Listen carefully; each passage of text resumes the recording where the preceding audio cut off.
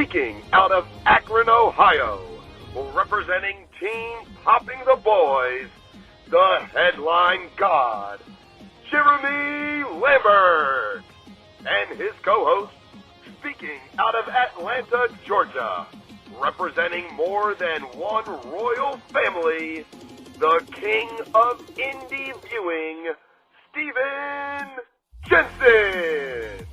And this is the Spotlight on Fightful. Welcome everyone to the Spotlight here on Fightful. We are actually live this time. I'm Jeremy Lambert. That is Steven Jensen. Shout out as always to Big Dick MLJ for the intro. So, to take people behind the scenes here for a second, I clicked the intro video to play, and then instead of clicking go live, I clicked on, there's a button in the corner on StreamYard that says go live, and then you have to click another button that says go live. I just clicked the first one, but the intro video was playing. And so the intro video ended and I started doing the intro, and then I realized I never clicked go live. So Jensen and I sat through the intro twice for the show today. Jensen, how you doing, buddy? I'm doing good. I needed that. It's been a long week. I am super tired. Pretty just exhausted. Playing a lot of catch up at work this week. A lot's been going on with new systems and stuff as well. So it's just been a very busy work week for me, but I'm happy that one day away from the weekend. We got the UFC coming back this weekend. We're going to talk about that a little bit today, as a matter of fact. But yeah, a lot of good stuff going on in the world of pro wrestling. So I'm looking forward to talking to you about that. And also wanted to get your opinion on a little bit of the baseball salary cap conversation that's been going on. Okay. But first, is there anything that you'd like to say before we get into any of that? Oh, well, if you're here, leave a thumbs up on the video. Leave a super chat. Get your question, comment, statement read on the air.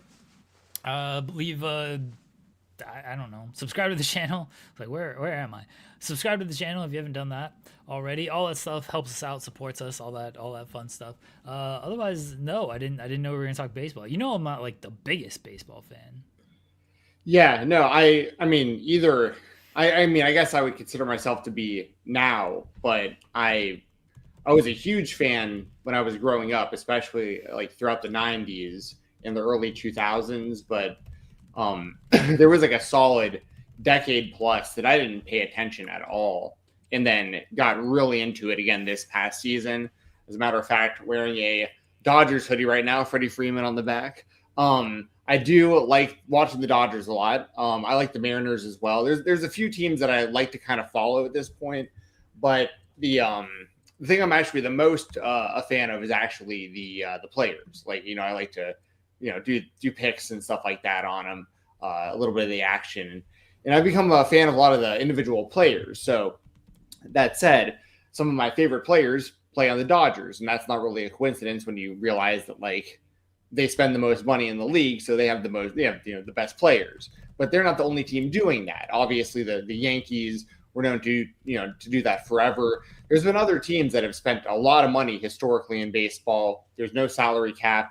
Even the Blue Jays, who were in the World Series against the Dodgers this past year, I think they're like the third highest spending team in the league. So it's like, you know, it is kind of pay to win and that kind of stuff. But the reason I was gonna bring it up today is because it's a big conversation right now in sports as to if there should be a salary cap or not in baseball, and like how they should get this figured out. Because Kyle Tucker, who is, you know, he's been an all-star, like he's a very good player, but he just got this massive 4-year, $60 million a year deal. And he now makes, I think, something like $20 million more a year than Aaron Judge does, which is like insane. And after 2 years of his 4-year deal, he can just opt out and sign somewhere else if he wants to, or, you know, retire if he wanted to, or whatever. He'd have $120 million in his pocket already. But I just wanted to put it out there as someone who's really become a big fan of baseball again recently.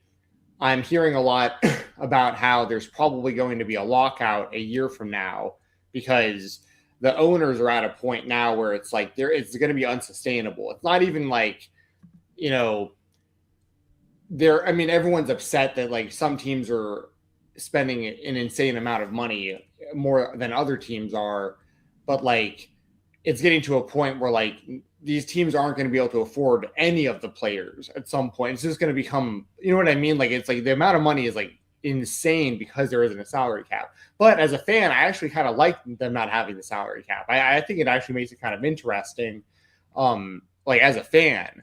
But I also understand, you know, it's crazy to give these guys so much money because most of the money that they make, and then I'll pass it over to you to get your thoughts.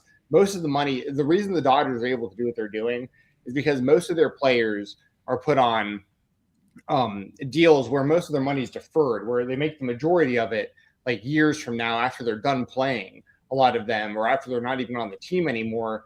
They kind of take like, you know, a lot less right now to be on a winning team and build these dynasty teams and be really successful. And then they get most of the money years from now. And then the Dodgers just pay like a penalty on that, and they don't care because they're already spending so much money. So, yeah, how do you feel about it? Because baseball is really the only sport that operates like this. Like all the others have some sort of salary cap or rules in place to like prevent this from happening. Yeah, I think every other sport has some type of salary cap, whether at least the four major ones, you know, whether it's a hard cap, like the NHL has a very hard cap, like you can't go over it. The NBA has now they've like got the second apron and everything, so that they have a different style of cap, and I think the NFL has kind of I'm not too as familiar with the NFL cap, but I know they have some type of cap as well. If it's within the rules with everything, like I mean, the Dodgers are just doing. No one's breaking any rules. That's not even like part of the discussion. Yeah. But yeah, no, I'm right. So that's basically where I'm at though. Like it's within the rules, so they have the money. They're willing to spend the money. You know, they have certain advantages, obviously, whether it's living advantages or their investment advantages. I know there's something like with their TV deal that like they sign some type of big local TV deal and there's no like revenue sharing with their TV deal, so they actually have more coming in than other owners do when it comes to that. But they're within the rules and they're going to spend the money and that's going to be that. I know they've mentioned lockout. I think it's very possible, especially if the Dodgers win another championship. It's like, well, I never really I don't keep up with a ton of baseball. I watch the playoffs because I like the playoffs and I like high leverage games when it comes to that. But Kyle Tucker, right? That's the guy who they just signed. Yeah, I don't know. Yeah, he was on the Cubs and he is a really good outfielder, but he's not Aaron Judge though. Right. Like, yeah, I legitimately I've probably heard his name, but he's not in like MVP discussions or anything, so I don't like fully know who he is or anything like that. And then I saw he was making all this money and I'm like, is he worth that? Probably not, but they're willing to pay him that. So okay, it's on the other teams to step up and be willing to pay him that, and they're not, and the Dodgers are they're gonna spend that money. And yeah, if they end up winning another championship, it's gonna be like, well, they just paid for effectively another championship when they didn't need to. Like they don't need this guy, but hey, they're willing to spend to get this guy. Yeah, I just think the bigger problem is going to be like Cinematics in the chat is saying like he's a great, or they. I don't want to assume the gender of that person in the chat, but they put that there's going to be a lockout next year for sure, and it's. As a baseball fan, like I don't want to see that happen because I want them to have a season. But I think the bigger overall looming issue is like these, like when it becomes the norm to give guys like Kyle Tucker $60 million a year contracts, that of course raises the bar to where like the players that were making around that or less are now going to. I mean, it just pushes it all up. To where, like, I don't think the owners are going to, as much money as these owners have, I just don't think a lot of the teams are going to just even be, at a certain point, there's like a difference between not being willing to spend and being greedy and like not wanting to compete and just straight up and not even being sustainable, where it's like you're giving away so much money to the players at this point just to try to keep them on your team, because if you don't, another team's going to give them so much money. Then at some point, it all just kind of filters back to like, the main teams anyways that are already kind of doing that. But it just kind of becomes a big problem where I think the owners are the players aren't going to have a problem with what things are happening. The players are getting paid more money than they've ever been paid. So the players are happy currently. But I think the owners are going to be the ones that are like, we're not paying this anymore. We need to figure out how to keep this under control, because otherwise we can't afford to even have these teams if we're paying these people this much at that point. I respect the players. Get your money out there. I don't want to say all these guys are underpaid, but they're the ones that the fans are coming to see, and of so course. they're the ones driving all of this. And I know they've all got CBA. They all get a big portion of the revenue compared to like wrestlers and UFC fighters and everything. So go out, get your money. Do I think the owners will probably, and this is probably going to be a reason for the lockout, is the owners will probably be like, okay, we're not going to start paying all of these. I mean, we see it in cinematics is saying they're baseball's their favorite sport. And so maybe they can shed some more insight on this. But I know like some of these teams, like they have really good players. The conversation about Paul Skeens is Paul Skeens is a top tier pitcher. He might be the best pitcher in the game. But the Pirates aren't going to like pay him. And so instead of like not paying him, they're going to try to trade him to get just younger guys in return, so they have more cost control moving forward, and hope that, okay, these 3-4 guys that we get for him are, on his level combined, or maybe surpass him at that point, because, the Yankees or whoever is just going to end up paying him anyway. So why lose him for nothing? Let's just trade him while he has all this value and then move on. And like, I think as a fan, that completely sucks when you know that your team is effectively going to get outbid, and so you just got to trade guys that you're a really big fan of because your team's not going to pay for that person. Like, I'm a very casual Reds fan, and even I know that like ownership is pretty cheap and they're going to trade their best players, and they're not going to spend a ton in the offseason, and they're always going to like look for any of the little like margins when it comes to things. Now, they had a good season this year. They made the playoffs and everything. But I know like the offseason, like we're worried about like De La Cruz losing or leaving and everything. Again, they're just not going to pay these guys. And like, I think that sucks if you are a fan of these teams, because all these owners got money. Like, they all have money. Of course. I just think the bigger issue is going to potentially be like, how much more are they going to be willing to? I mean, like, I obviously, like, I don't care. These people are literal billionaires that own these teams. It's not like I'm pro player, but at a certain point too, it just kind of gets ridiculous when you're like, how could Kyle Tucker be made? How are these deals possible? Like, to be this high for these kind of terms, but like Ellie De La Cruz, I'm sorry, I'm hearing like feedback. I don't know. What it's probably, I think someone is running water. Oh, okay. Yeah. I think that's what that is. Yeah, no, you're good. I was just gonna say Ellie De La Cruz is a great player. I'm definitely interested to see what his future is. That guy is probably the fastest guy in the entire league. Like, if he's on first base, he's one of the few guys, like, if he gets to first base, if the next batter or whatever just gets the ball in play, like, he might score. Like, he's just so good. He takes like 3 steps per base. Like, that guy is awesome. So there's definitely talent there. But yeah, then there's people like Josh Naylor, who's like my favorite player to watch, who was on the Mariners last year. He was kind of like a journeyman the last few years, going to some different teams. He was only getting paid, I say only, he was getting paid like, I think like 10 mil a season or something going into this year, and just totally balled out with the Mariners, and they retained him in free agency for like 100 mil a season or something. You know what I mean? Like, just, or not 100 mil a season, but 100 million over, a couple of years. Sorry, I need to clarify that. Not 100 mil a season. But my point is, these guys, if you go to another team and you play really well too in baseball, he probably like,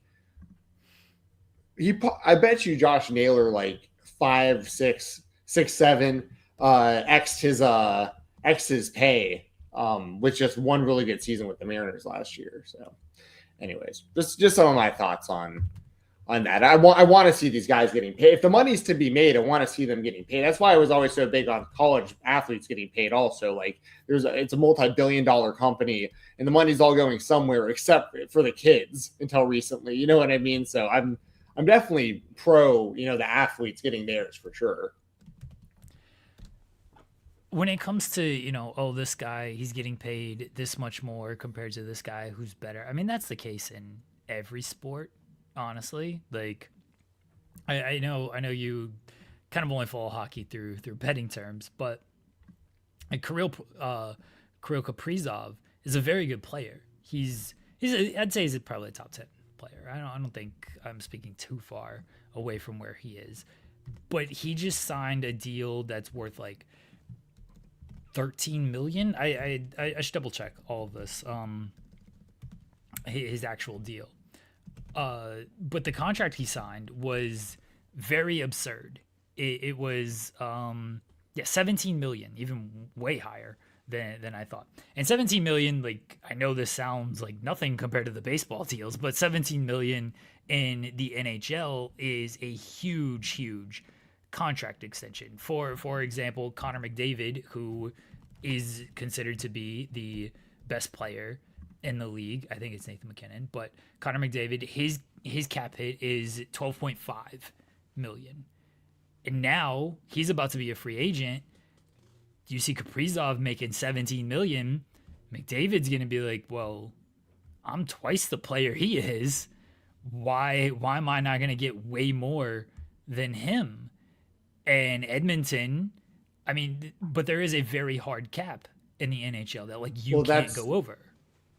Right, and that's my whole. You're actually proving my point because like in MLB, this is happening, but it's happening at a rate that's like way higher, way more money than what you're talking about. Like we're talking about like now the bar is like, because that's what you described happened in the NFL also with like Kirk Cousins years ago when he signed with the Vikings. Like he's reset the QB market, even though he was like essentially kind of like a little bit above average quarterback. Once that happened, then all the actual elite quarterbacks started getting more than him, and like it reset the market. But in baseball, the fear is like you start making the bar 60 million a season for a guy like Kyle Tucker.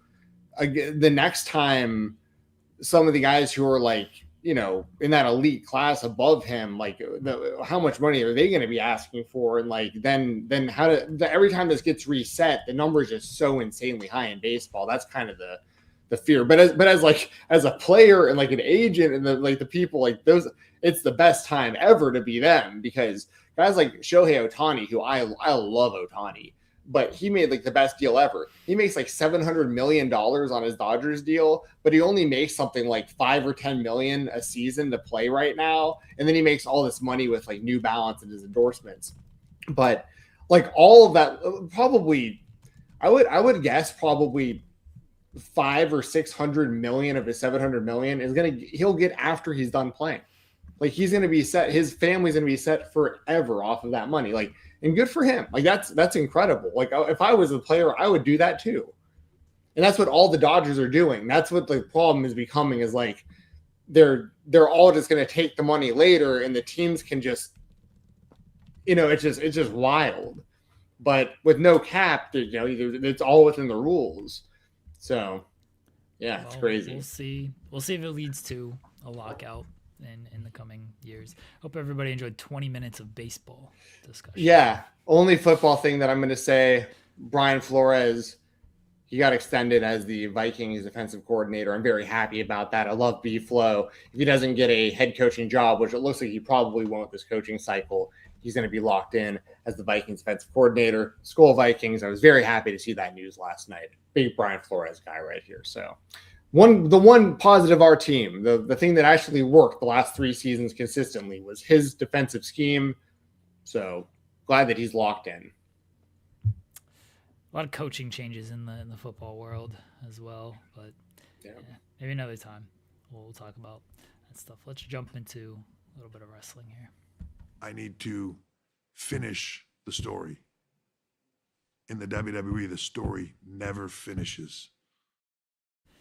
WWE Unreal Season 2 out now on Netflix. 5 episodes going behind the scenes from after WrestleMania to SummerSlam.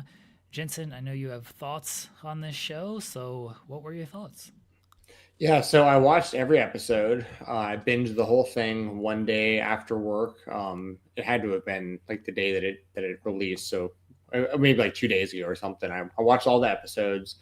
I didn't think it was as good as the first season. I'll say that right off the bat. I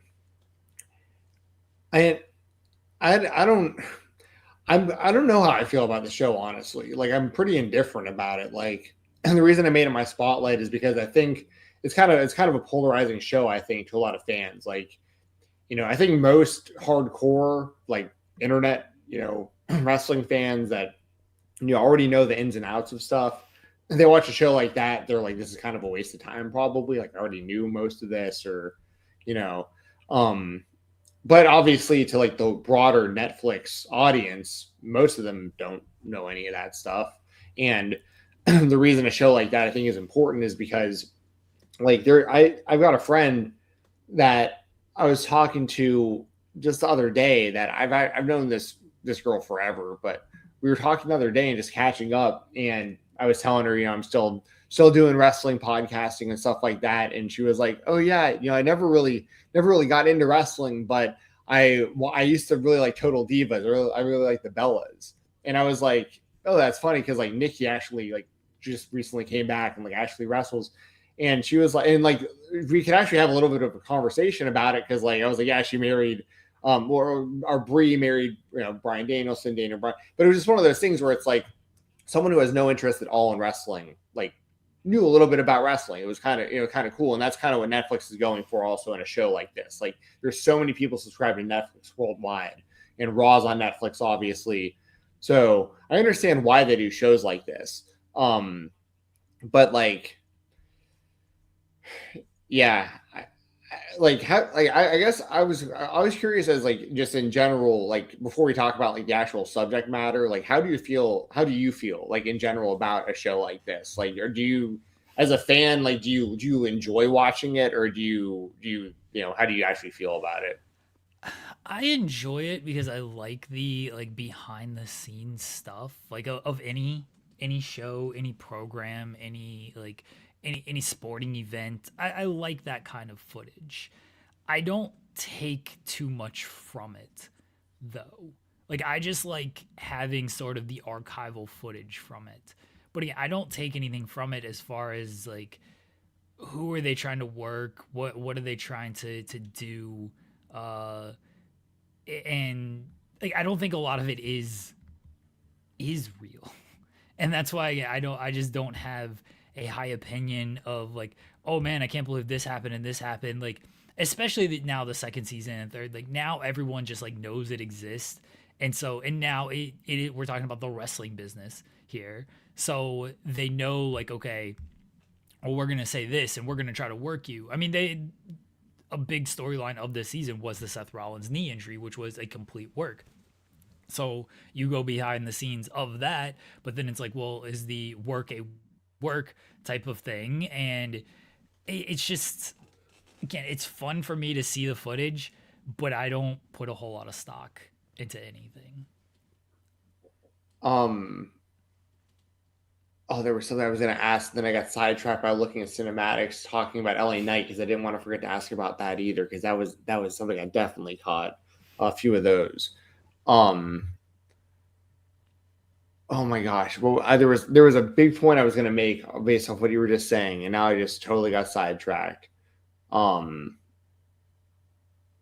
how did you feel about LA Knight? I will circle back around. I will remember what I was going to say, but I did not want to forget to remember to bring up like a few of LA Knight's, like people, questioning all the time, like, why isn't LA Knight getting a bigger push? Like, go with LA Knight. And I feel like when we watch stuff like that, oh, I'm sorry. I just was reminded. You're talking about the shows being worked. Like they know it's a work. Do you think that's even all the way down to like when they have like the whiteboards of like the matches for like shows and stuff? Do you think they're even working that by putting fake matches on there, knowing that the cameras are gonna have that in the dock? It wouldn't surprise me because some of the stuff they had on there, it's like this wasn't even close. Like you didn't hint at this at all. And so like how were you ever going to get to this? I think when they do the writers room stuff, which is again, it's interesting because I like the behind the scenes stuff, but especially now that it's the second season and they know the cameras are on and they know what this show is about and everything. The Bruce Pritchard thing is a great example. People are, knocking him because he pitched Pat McAfee to beat Gunther because it would be shocking. It would be unpredictable. And I'm like, okay, does he really want this to happen? I'm going to give him some benefit of the doubt and say no. Like, to me, I just looked at that as like, they pitch everything in that room. And we only see, little 30-second clips on there. But how often have we heard stories of whether it's former writers, whether it's former wrestlers or current wrestlers or anything, of like pitches that are made that never see the light of day when it comes to stuff. And they just pitch everything in there. So it doesn't shock me that Bruce like pitched, oh, what if Pat McAfee wins? It'd be a shocking moment. It'd be an unpredictable moment. And then it's like, well, it's kind of dumb. So no, we're not going to do that.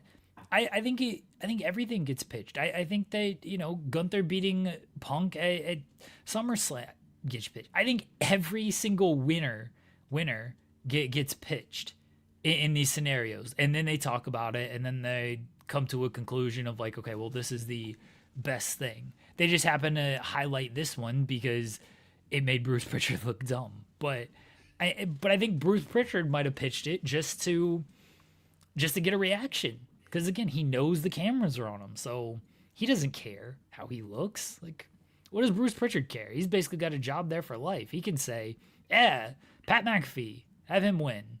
He's not gonna get fired over that. Yeah, all valid. I think it's very possible that they purposely plant stuff, but at the same time, they also probably do just pitch pretty much everything, like you're saying. So I think you're right about all of that. When it comes to LA Knight, because I don't want us to not move on from that, because he was such a big point of contention between the two of us, especially during the finish the story era of Cody Rhodes. Like, I wanted Cody to win the championship, finish the story. Obviously, that eventually did happen, of course. But around that time, especially, people were really behind LA Knight. And I know this was a little bit, after that time that we're talking about from this documentary. But, I'm not going to assume that LA Knight has blundered other things potentially or whatever before what we're going to talk about. But like on the actual documentary, it seems like there was a few times where they had something planned for LA Knight. The main one probably being the Money in the Bank finish, where it was supposed to be way more centered around him almost winning. And he kind of, for all intents and purposes, kind of screwed it up. There was some sort of miscommunication. The office didn't get what they wanted out of that finish, and LA Knight was very disappointed about it. Obviously, Abyss, Chris Park, the nicest human being in the world. He's probably my favorite person to watch in any of these documentaries, honestly, especially because of the contrast from like what he was as Abyss as a wrestler and like him as a human being. He just cares so much and just wants everyone to like him and just wants it to be good. And like, you can just tell he just really values having the position that he has in that company. He doesn't want to screw anything up.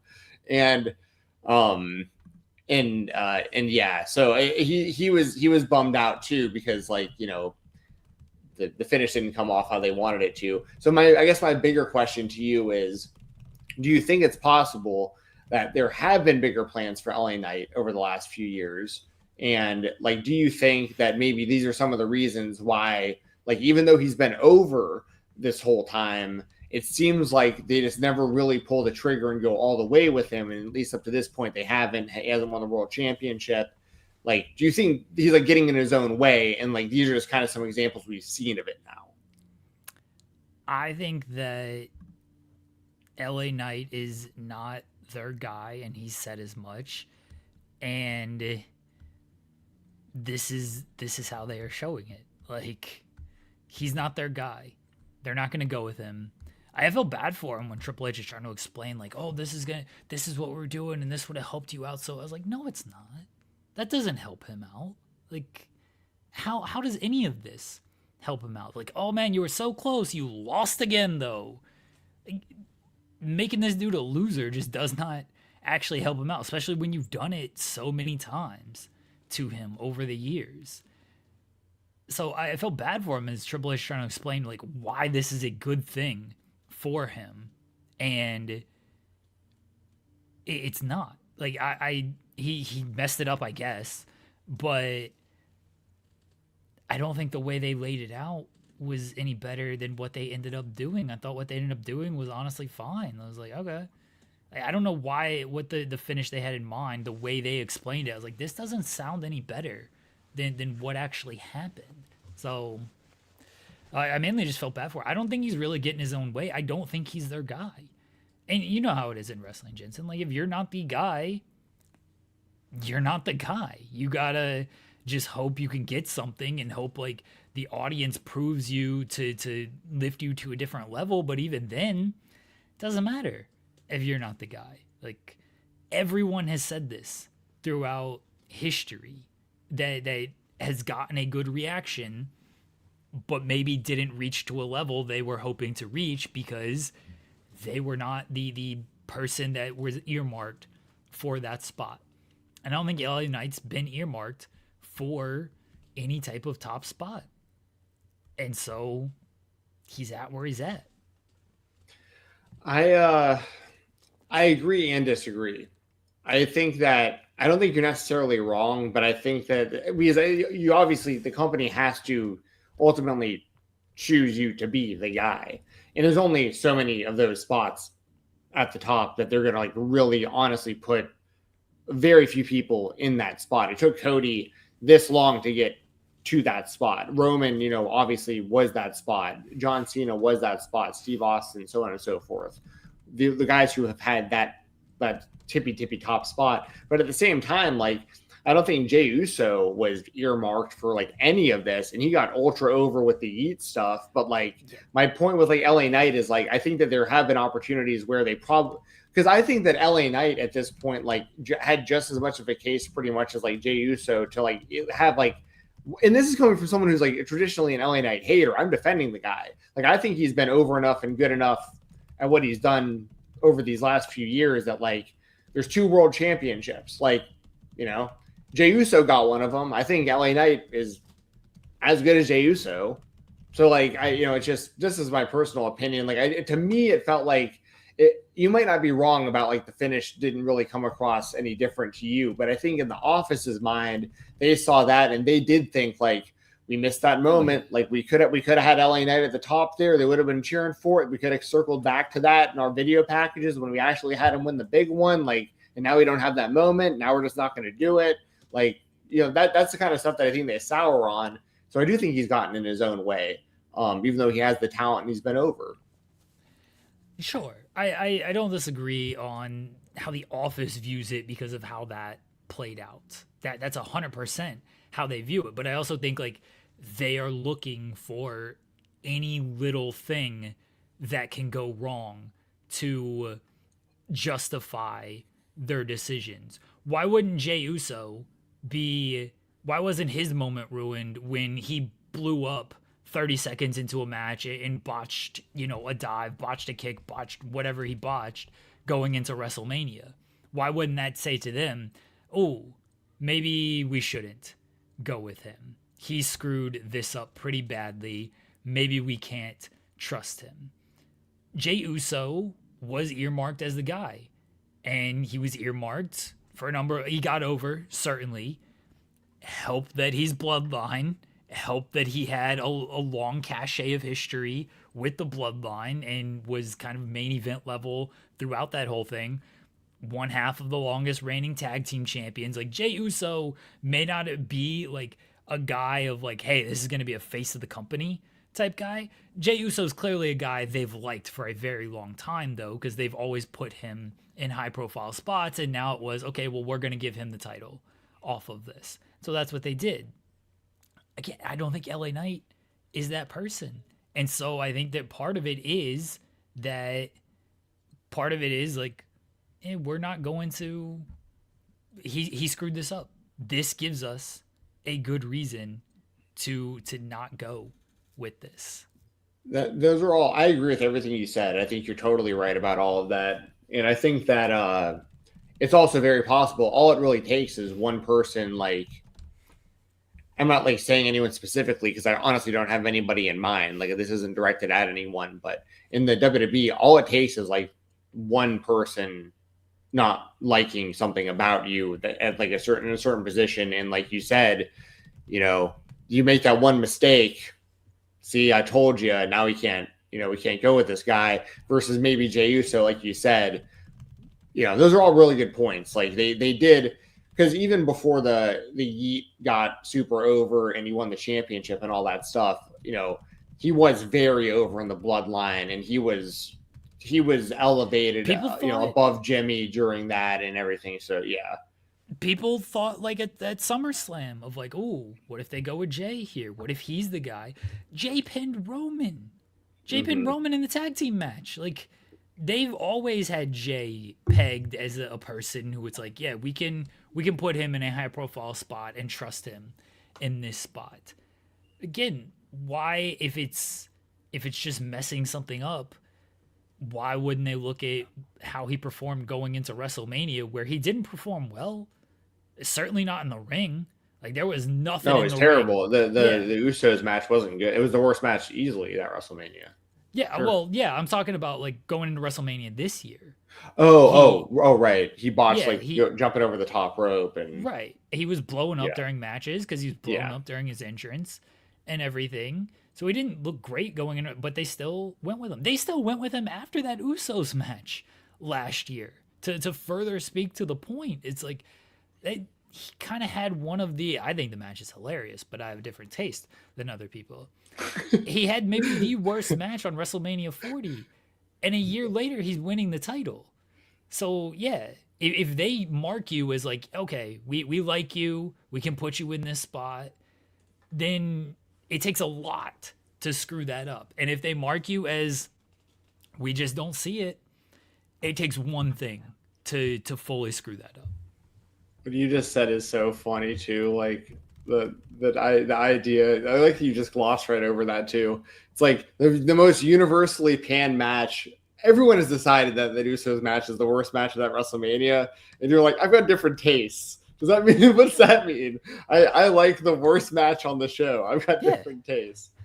It's so funny because I know you like the goofy stuff from the '90s, just like I did when we were kids. But like, no, did you actually enjoy the Usos match at WrestleMania? Yeah, it's hilarious. They're just doing a bunch of super kicks. Jimmy's yelling at his daughter, like, "Get off your phone." They're trying to do like the cinematic talking to each other and everything. Like, the crowd doesn't care at all. It's funny to me. You watched that Ryan Nemeth and Mara Sade match on Saturday. That match is terrible. I love it. Did you hear my review of that on Saturday night? Because I was very adamant about how that should not have been on pay-per-view, and it was uncomfortable. Yeah. No, it ruled. Terrible. That match was fantastic. Don't even get me started on Ryan Nemeth in general. I used to have to review BTE. That dude killed that show also. We don't even get into all that. Yeah, I don't think he's like funny or anything, but I think he's hilarious. But that's the whole problem. Is that so? Okay, you're gonna make me do this. So Ryan Nemeth, I'm making you do anything. So I explained this on Saturday as well. I highly recommend people. By the way, I'll plug this post show Fightful main channel. Myself, Crest Star, Joel Pearl. We reviewed TNA Genesis this past Saturday. I elaborate on this, and I also elaborate a lot on the TNA topic that we're going to have today as well. But yeah. Okay, so the problem with Ryan Nemeth is if there was like a circle of funniness. I had to like think of this on the spot, and I think it was like pretty good. Okay, if it starts at the top, and the top is funny, like you're funny, you're genuinely funny, but like you can get around the circle back to the top by being so unfunny it's funny. Does that make sense? Like you're all like it's so unfunny it's funny. But the problem with Ryan Nemeth is he can't circle all the way around. Like he's like he's so he's just not funny. But he thinks it's funny, and like the people that support him and push him in any way, shape, or form, they must think it's funny. But I don't think the broader audience, like nobody actually thinks it's funny. So it's a kind of just really lame. And I don't know. That whole match was very weird to me. He was like beating her up because she wouldn't kiss him and stuff. And like the finish was like almost a botch. Like the referee didn't even look when they made the count. Yeah. That was weird. Like Sade's wardrobe, like the design of the clothes looked like her clothes were falling off. I was completely confused while I was watching the entire thing. I was like, why? I will say this: Sade has improved since WWE and hit some clean moves. Like, if I'm going to say anything positive about it, she hit some clean moves on Ryan Nemeth. I'm just not a Ryan Nemeth fan at all. But it's not even that I dislike him as a human being. Like, I have no reason to like really like, he set up CM Punk, right? That's a whole other story. But yeah, I don't think Ryan Nemeth is funny. And you literally said that before I did just now. You're like, I don't think he's funny. It's like, that's the problem. No, I don't think he's funny. But I do think like he's hilarious as like a wrestler. Like I wouldn't go like watch his like stand-up bit or anything. Like in BTE, I didn't think like any of his bits were like actually funny. But like as far as his like pro wrestling goes, he's not a great pro wrestler, and that's hilarious to me. That like bad wrestling is hilarious to me. I love it. Give me more Ryan Nemeth matches. Man, well, tune in to TNA on AMC, and you'll probably see him there. Maybe even tonight. I don't know what their schedule's looking like. Are they able to? I don't know what the weather's like where they're doing stuff either. The show. They're good. Okay. Yeah, that's good. But yeah, we'll talk about TNA here in a minute. As far as the Unreal season, there's not a whole lot more that I really feel like we need to dive into. I really wanted more of just your general thoughts on like the show itself, which I think we got. I will say, the Seth Rollins stuff, I feel like we already kind of knew at this point. I thought it was cool that they clued Cody in, because Cody is, the top guy, so they keep him in the loop on all the secrets. So that was pretty cool. The R-Truth stuff, also, it was cool seeing the relationship between R-Truth and Road Dogg, just because like I still, and I'm sure you do too, like I remember K-Quick debuting and like the getting rowdy stuff and all that, like back in the day with him and Road Dogg. So like it's in their stuff in TNA as, was it 3 Live Crew, them and Conan, right? Yeah, with Conan.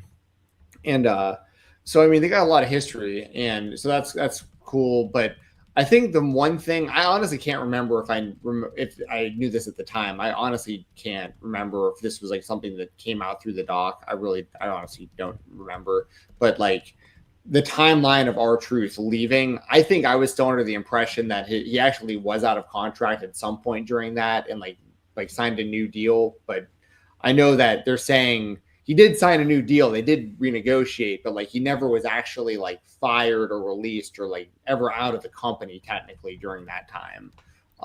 Which is true. It is. I mean, he's even said as much. He made that tweet on Sunday. I don't remember the date. Let's call it June 1st. But I don't think that's actually it, but let's call it June 1st. He made that tweet on Sunday, June 1st. His contract expired the following Sunday, June 8th, and he was back in the company though on June 7th. So technically his contract had not expired. He just, in the middle of all of that, in the middle of the week or at the end of the week, after all the backlash and after all the "We Want Truth" chants, they came to a new agreement. Technically, he was not ever not under contract, which Triple H said, and again, there's truth to that. But Truth also replied to that and was like, because Triple H is like, he was never fired, and Truth said like, well, they called me, they said they weren't renewing my contract, they said don't show up to work this week, they said there's no more plans for me, my contract's up in a week. How am I supposed to take that? Like, kind of feels like I got fired on all of that. I was like, yeah, probably does. Yeah, I mean that's very reasonable. And especially for a guy like that to have to kind of take the hint too. It's like the guy who's been there for that long to just kind of even be vague about any of that. They should have, at the end of the day, they should have just figured it out, obviously, which I'm glad that they did ultimately. Well, they figured it out because he outmaneuvered them. Oh, right. Because, yeah, he went public and he got the fan support. And he went public and he said released, which, again, technically not true.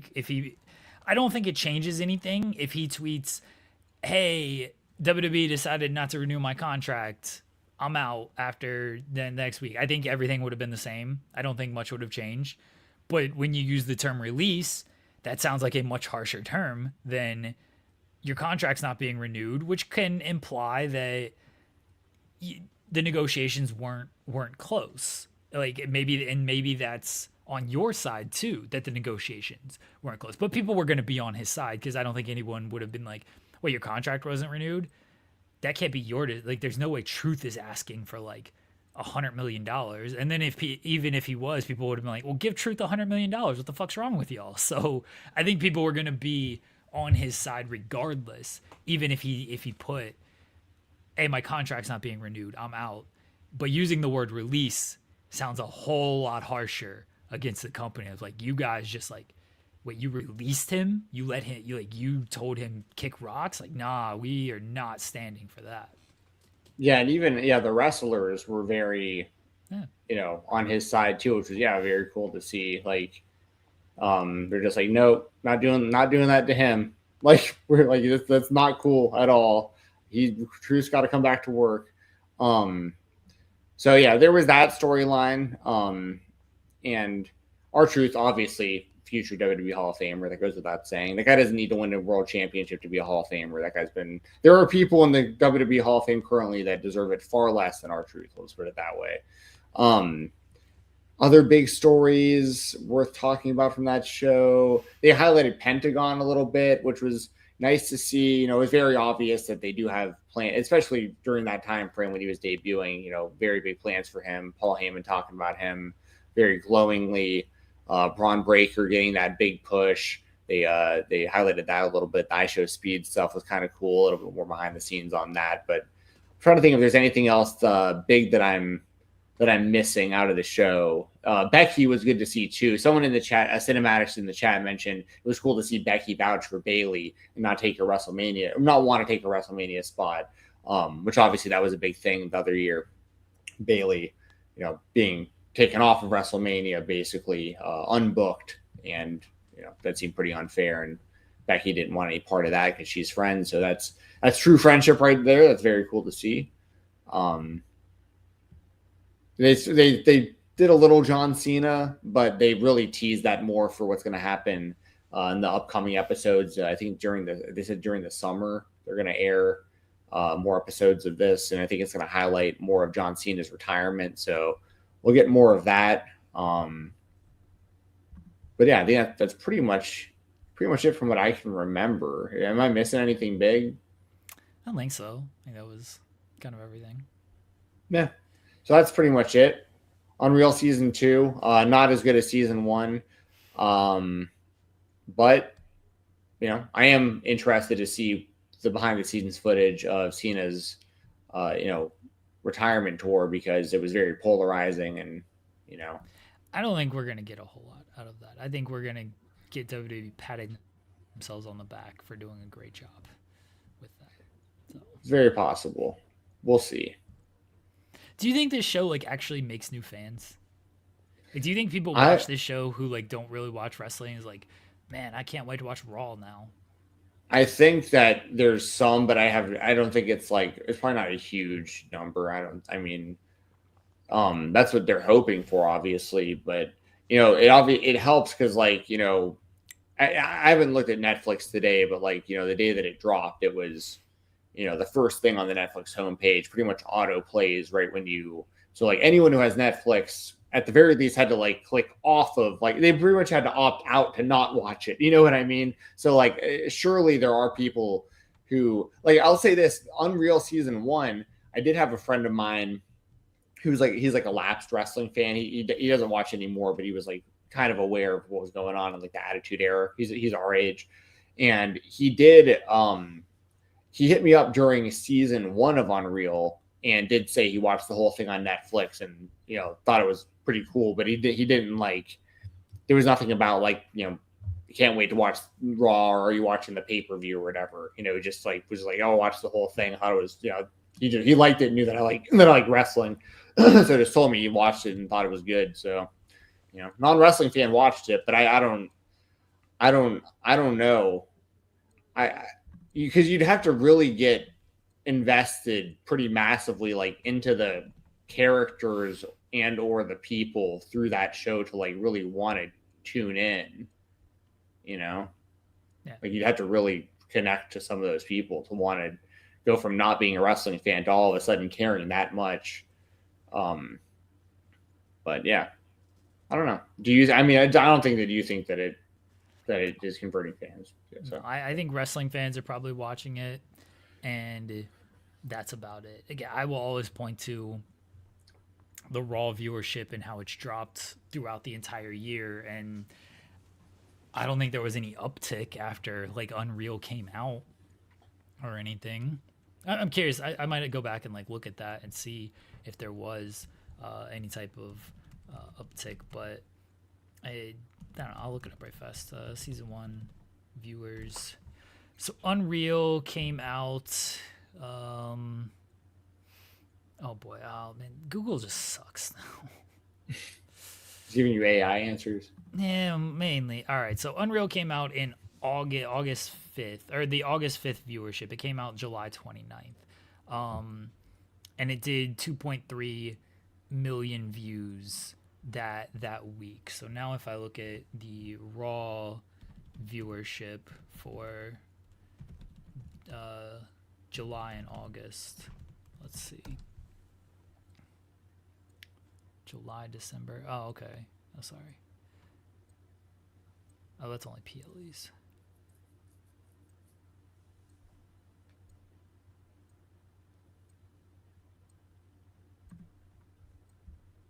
Am I frozen? Oh no, we're just not talking. Okay. No, you're good. Sorry for the. I'm focused on your researching. Okay. All right. All right. So it did. All right. So it came out July 29th. So Raw on July 28th did 2.7 million views. On August 4th, it did 3 million views, but that was after SummerSlam. So that was the show after SummerSlam did 3 million views. And then it was back down on August 11th to 2.8, August 18th, 2.8. So I don't think it actually created any viewers. If you want to give them some credit for the jump from July 28th to August 4th, because it did do about 300,000 more, then if you want to attribute some of that to Unreal, okay, I would attribute it more to they were coming off SummerSlam. That's fair. So yeah, I don't think it's converting a whole lot of new fans either. I do want to mention in the chat, thank you for reminding me, y'all. Sajo, I might be saying that wrong in the chat, says Naomi. That Naomi was a subject of it as well. Obviously very cool to see her story. They touch on her leaving the WWE, her and Sasha and that whole situation, her coming back and all that. Company doing her kind of dirty the way they announced it on commentary, but her coming back, winning the title. I'd imagine next season they'll go into what she kind of went through, kind of telling the company that she was pregnant right after all of that happened. So that'll be kind of interesting to see how that goes. And I'll also mention, thank you very much, Cinematics, for mentioning Lyra Valkyria was a big part of the show. And I'm very glad you brought that up because I can't believe I forgot to mention this. Lyra actually, of anybody, like obviously I'm obviously a wrestling fan, but of anyone on that show, like when I watched it, I became a bigger fan of her than like anyone else that like I didn't know much about, if that makes sense. Like I know most of the people already really well, but Lyra, I don't know her that much like on a personal level, and like to see her story and her parallels with Becky. I know they played this out on TV as well with their partnership and their rivalry and stuff, but like she cared so much. Like when the things didn't go right with like the zip ties or whatever, in the street fight that she had with Becky, and all the things just kind of went wrong, and she came to the back and she was crying, and she was like, I don't think there's any shame in that. Like she just really, really cares and really wants to do a good job, and knows she's been put in like this incredible situation and this incredible spot with like her hero. Her first match she ever watched, I didn't know her first match she ever even watched was that NXT match. Was an NXT match that included Becky. So it's like, I'll say that if for no other reason for me watching that show, I definitely came out of it a bigger fan of Lyra Valkyria than going into it. So I will give the show that credit for sure. Lyra always comes off very likable, and hopefully this doesn't screw her up either. I know like her push kind of got dropped a little bit afterwards, and I felt bad for her. Hopefully the Bailey stuff continues to pay off for her, and it actually leads to something with them.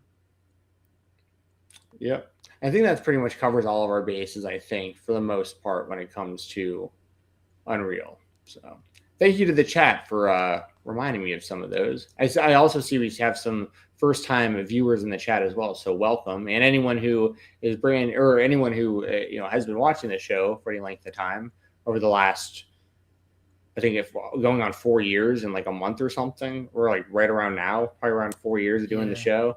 So thank you for joining us. If you're brand new, we appreciate you. And if you're, hanging out and you've been watching the show, we appreciate you as well. Thank you for tuning in. CM Punk and Finn Balor this past Monday on Raw, not weekend. I made this my spotlight because I was just curious of your thoughts on the match, and if you thought that, and we haven't had a ton of matches this year, but is this the WWE match of the year for you? I'd have to think about that, but like off the top of my head, probably. Well, I mean, if you don't count like AAA, like I love that Javon Evans, Laredo Kid, Jack Harwheel triple threat match. That is technically in December. Oh, you're right. Jeez. Wow. You're right. That was okay. Good call. So yeah, you're probably from the matches that I've seen at least. I think so first of all, I really like that they went back to the OG Balor music for the entrance. I thought that was smart. I was actually hoping that they would do that because you knew that he was going to get a a big baby face home crowd reaction. Like it was very smart of them to lean into that. I'll just put it that way. Like it would have been foolish, I think, for him to come out and just be like Judgment Day Finn Balor and like tell the fans, he doesn't care how they feel about him, and he doesn't do it for them, he does it for himself or whatever. Like that would have been lame because like the fans wanted to cheer him, and it was also smart how this all played out because at no point was CM Punk a heel, and nor should he have been in the situation. But he he came out, like they both came out of it baby faces. Like neither guy got turned on by the crowd. Obviously, you're more worried about that it being CM Punk and Balor in the situation because of where the match took place, obviously. But my whole point really is, I think that they kind of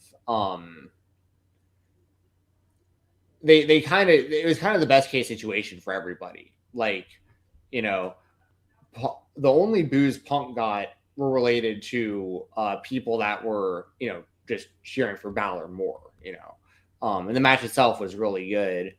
I like the post-match stuff too. I thought that was really, really cool. Like Finn Balor giving a shout out to his mom for her birthday and stuff. And so it was just an all around, you can't ask for anything more if you're outside of winning the championship, of course. You can't ask for anything more if you're Finn Balor. And also, I'll say, you know, you can look at this different ways and, reverse psychology and this and that, but like, because Drew McIntyre just recently beat Cody for the WWE Championship in a circumstance that like we really didn't. We talked about it before. They put Drew into a corner. Like if he would have lost that match, it would have been really damaging to him, so on and so forth. But like when you see something like that happen, it makes me feel a little bit like, hey, Drew just won. Like that didn't really feel like that was in the plans recently. Like maybe they just go with Balor, even if he loses the title again right before WrestleMania or loses it at the Royal Rumble or something. Maybe Balor just gets the big, because his big thing was like he won the Universal Championship, had to relinquish it in one day. Maybe he has to do that again with this championship. Maybe he loses it on Raw or loses it next week on Raw or whatever. Like, so maybe they still give Balor that moment at home. Like, so like it added that to the match for me too, just because like, McIntyre just did it. Maybe they do it with Balor also, like, so I like the whole thing. And also I'll give CM Punk all the credit in the world. Like, I think he's doing really, really good work. And I like him in his like grizzled vet, like era that he's in right now. And like, if he can keep having matches like this against the current and future of the WWE, like this is a good spot for CM Punk to be in, a good spot for the championship. And he's always going to be compelling. He's always going to have a big fan base, and they'll have something big for him going into WrestleMania. They still have the unfinished business with Braun Breaker and stuff like that. There's a lot of meat on the bone for Punk as the champion right now, and big storylines heading into WrestleMania coming out of this. And hopefully they just straight up turn Finn Balor like all the way. Like, just keep building momentum off of this. In my opinion, don't act like this just never happened. Like, I'd give Finn Balor a bigger push if I was the WWE as a singles, as a babyface, personally. I think they're going to go into Finn and Dom finally. Yeah. And that was on the whiteboard for SummerSlam last year. Right. So I think they're going to finally go into that, and they are going to turn Finn. They do, like, they can't just have Finn do this match and then he's just a background guy and then just doesn't win any matches forever. That's my concern coming out of this for him. I do hope this leads to something more sustainable for him moving into WrestleMania. As for Punk, I just want him to be a heel. He's so good as a heel. He worked this match effectively as a heel, and he's just so good at like taunting the crowd and just milking some of those moments and getting the crowd to like dislike him, and it makes the comebacks that much stronger when those happen. So I thought the match was great. I don't know how much you watch NXT compared to how much you very rarely nowadays. Yeah, there's a very good women's tag team triple threat match from this past NXT show that I think is worth checking out. It's Sol Ruka and Zarya against Laney Reed and Fallon Henley against Ren Sinclair and Kendall Gray. That was a whole lot of fun. And there's a JC Jane and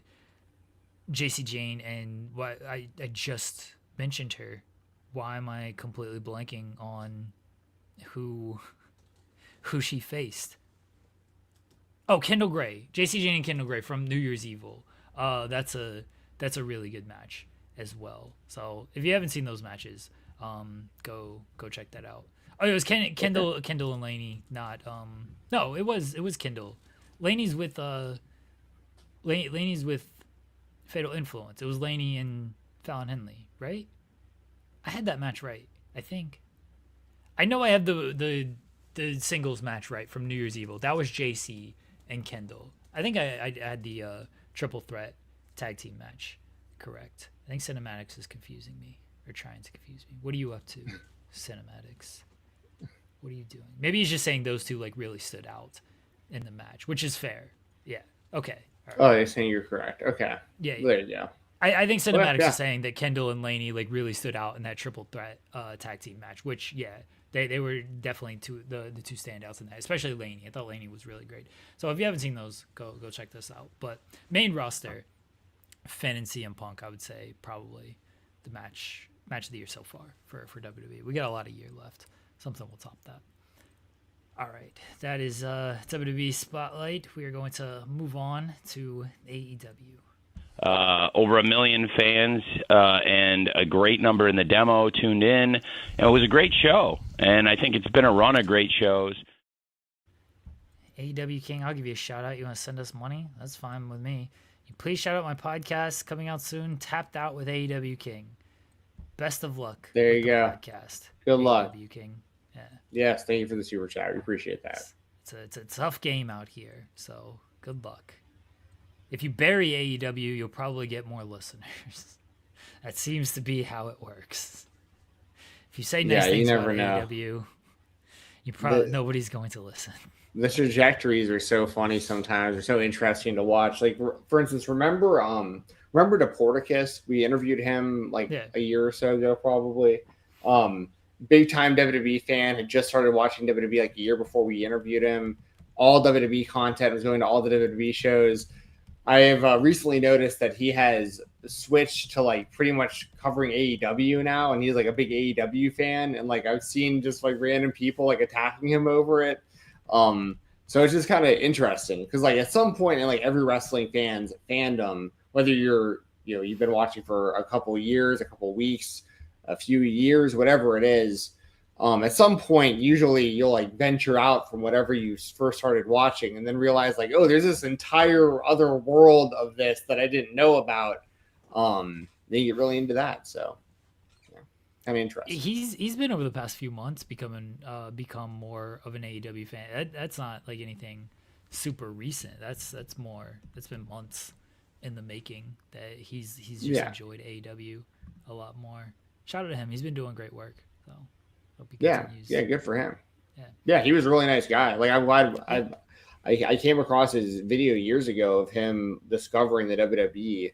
I was just saying it's interesting because like, just watching the trajectory of somebody who'd never watched wrestling at all go from like be such a big fan of this one company, then realizing like, oh wait, this other thing is like also awesome. Like, hold on a second. And then to watch the content kind of change just, but then it was weird, like Pile Driver Finisher in the chat is saying, then it was weird to see people like bullying him or trying to bully him for kind of switching up, and it's like, let the guy like whatever. It's his channel and his content. He can watch whatever he wants to watch.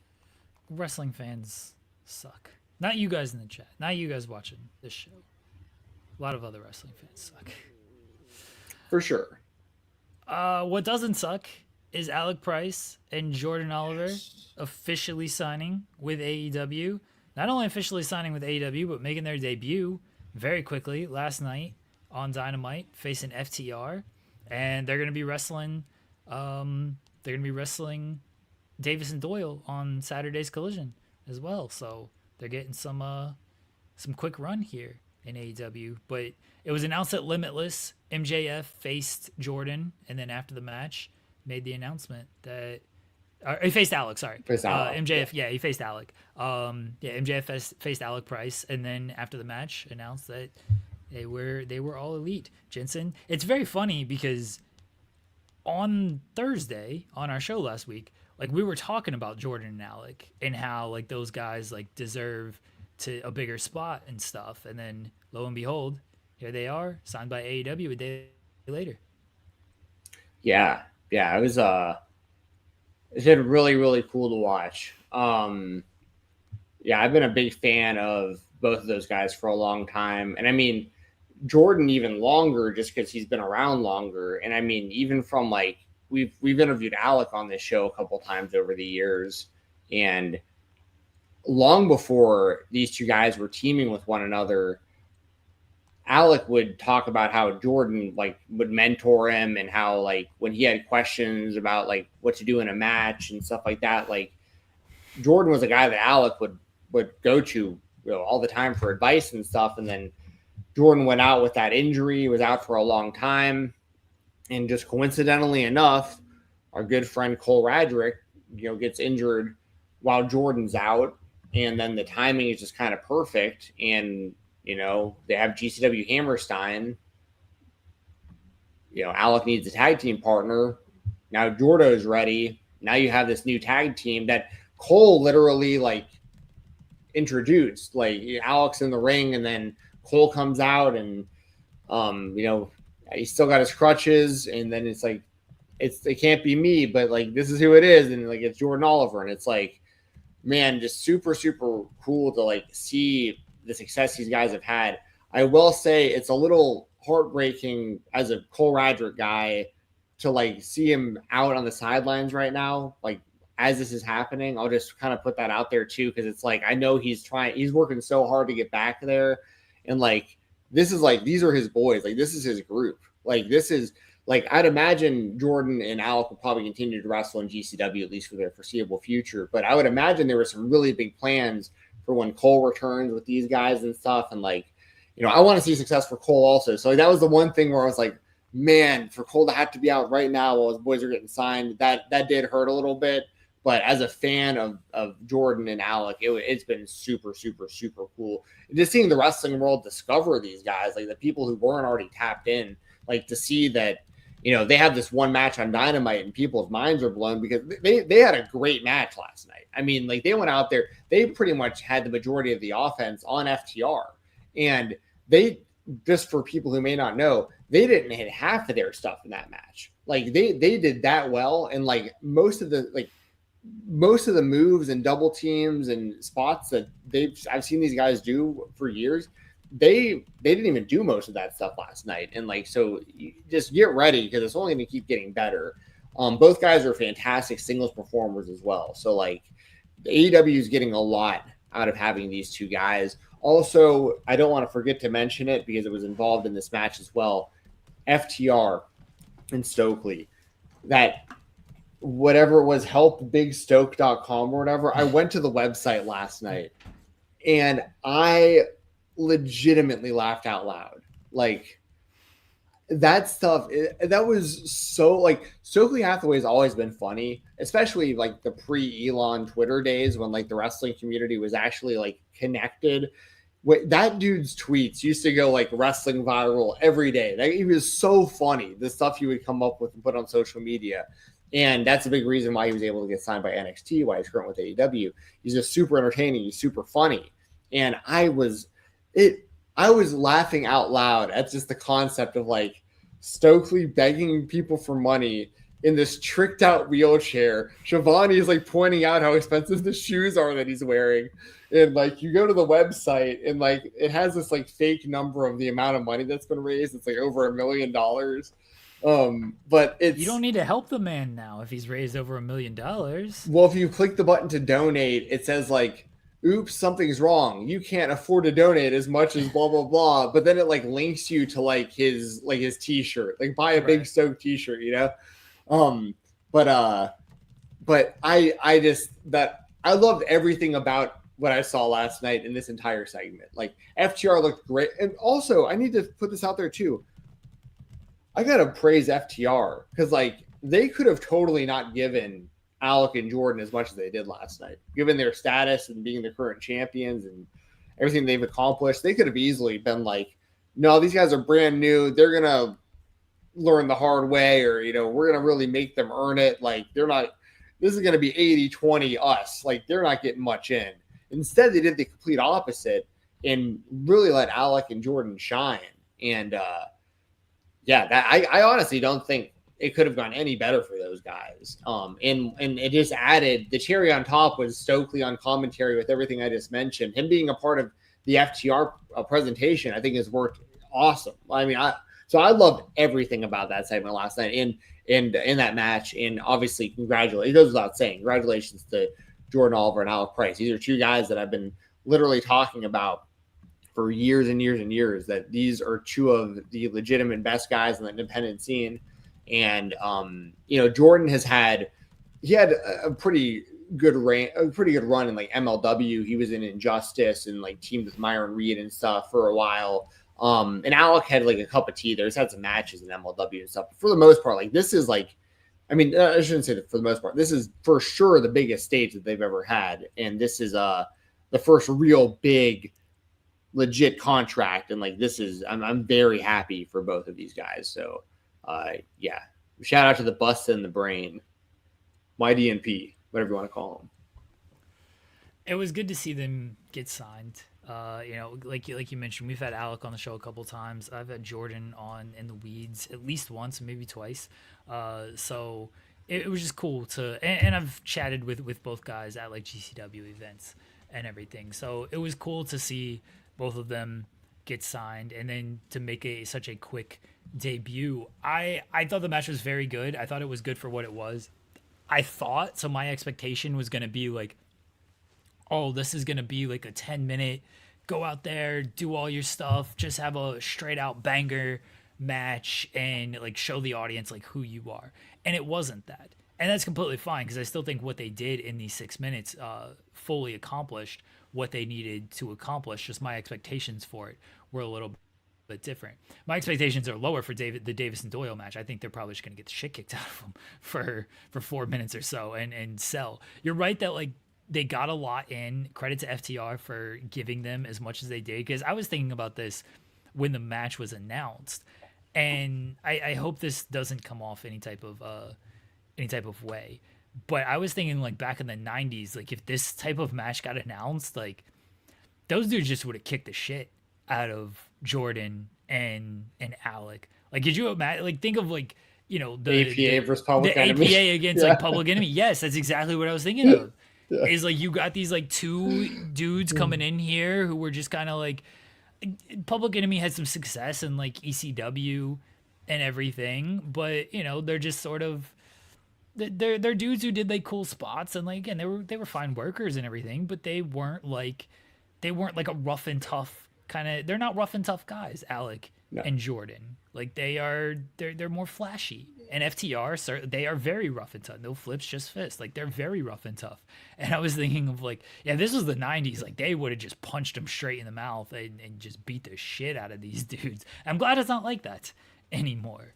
But yeah, they're glad FTR, that they didn't have to wrestle like Bob Holly in their debut or something. Right. And again, this is why I hope that it comes off the right way. I'm not saying FTR has like ever done that with anybody, because I don't think they have. I am saying like if there was a tag team who gives off the impression that if they were in the 90s they would do something like that, it would be FTR, because they have like that kind of look and they love the old school style and everything. So they would be the team where it's just like, yeah, we're just gonna beat the shit out of you kind of guys. But they're not like that. They're, by all accounts, very giving. And I mean, you see it. They are very giving in the ring, and they're obviously a great tag team. And speaking of great tag teams, I don't want to not bring this up because you mentioned them, Public Enemy, speaking about how they got beat down by the APA very famously on WWF television. I have to admit, the Public Enemy was my favorite tag team when I was a kid. Like my first favorite tag team was the Public Enemy. It eventually became other teams. Harlem Heat is way up there as well. Mainly WCW tag teams. I was a big WCW kid.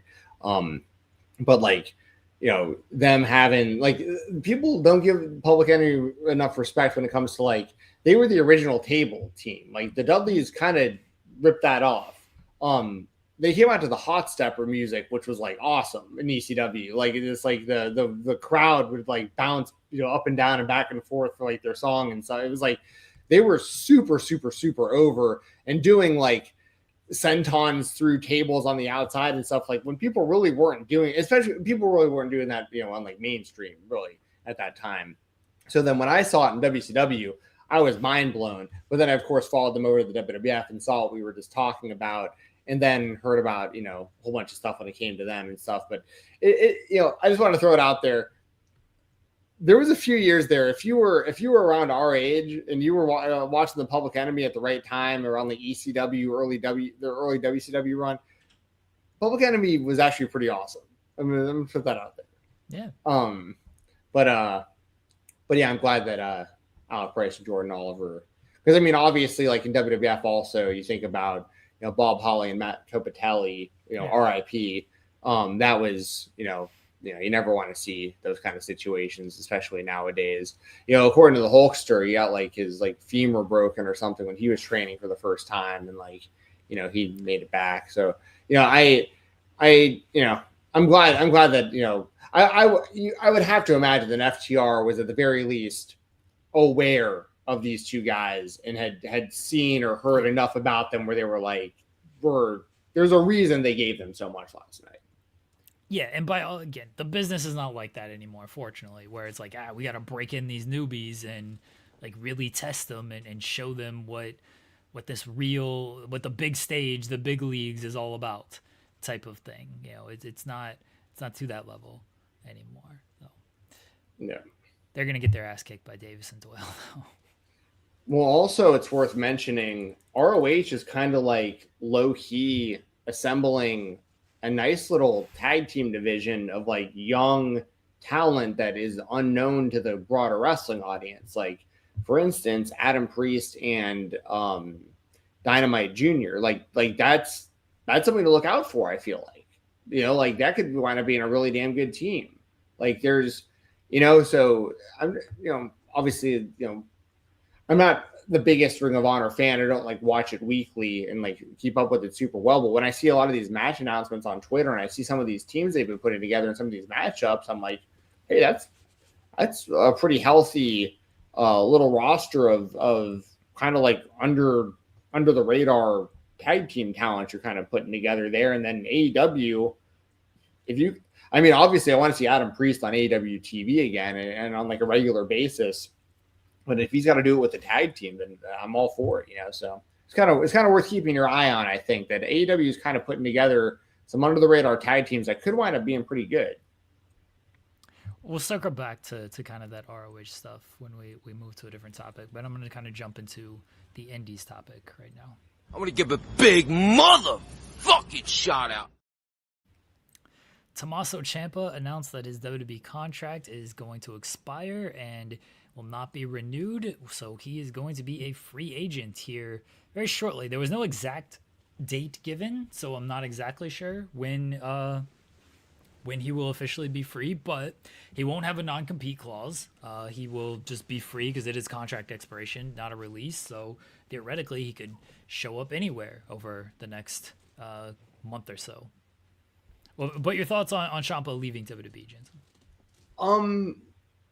I'm actually kind of surprised about it, unless like similar to the Truth situation, potentially if they were just like really far apart on money, like I could see that maybe being a thing. I know Ciampa he's dealt with a lot of very major injuries over the years too.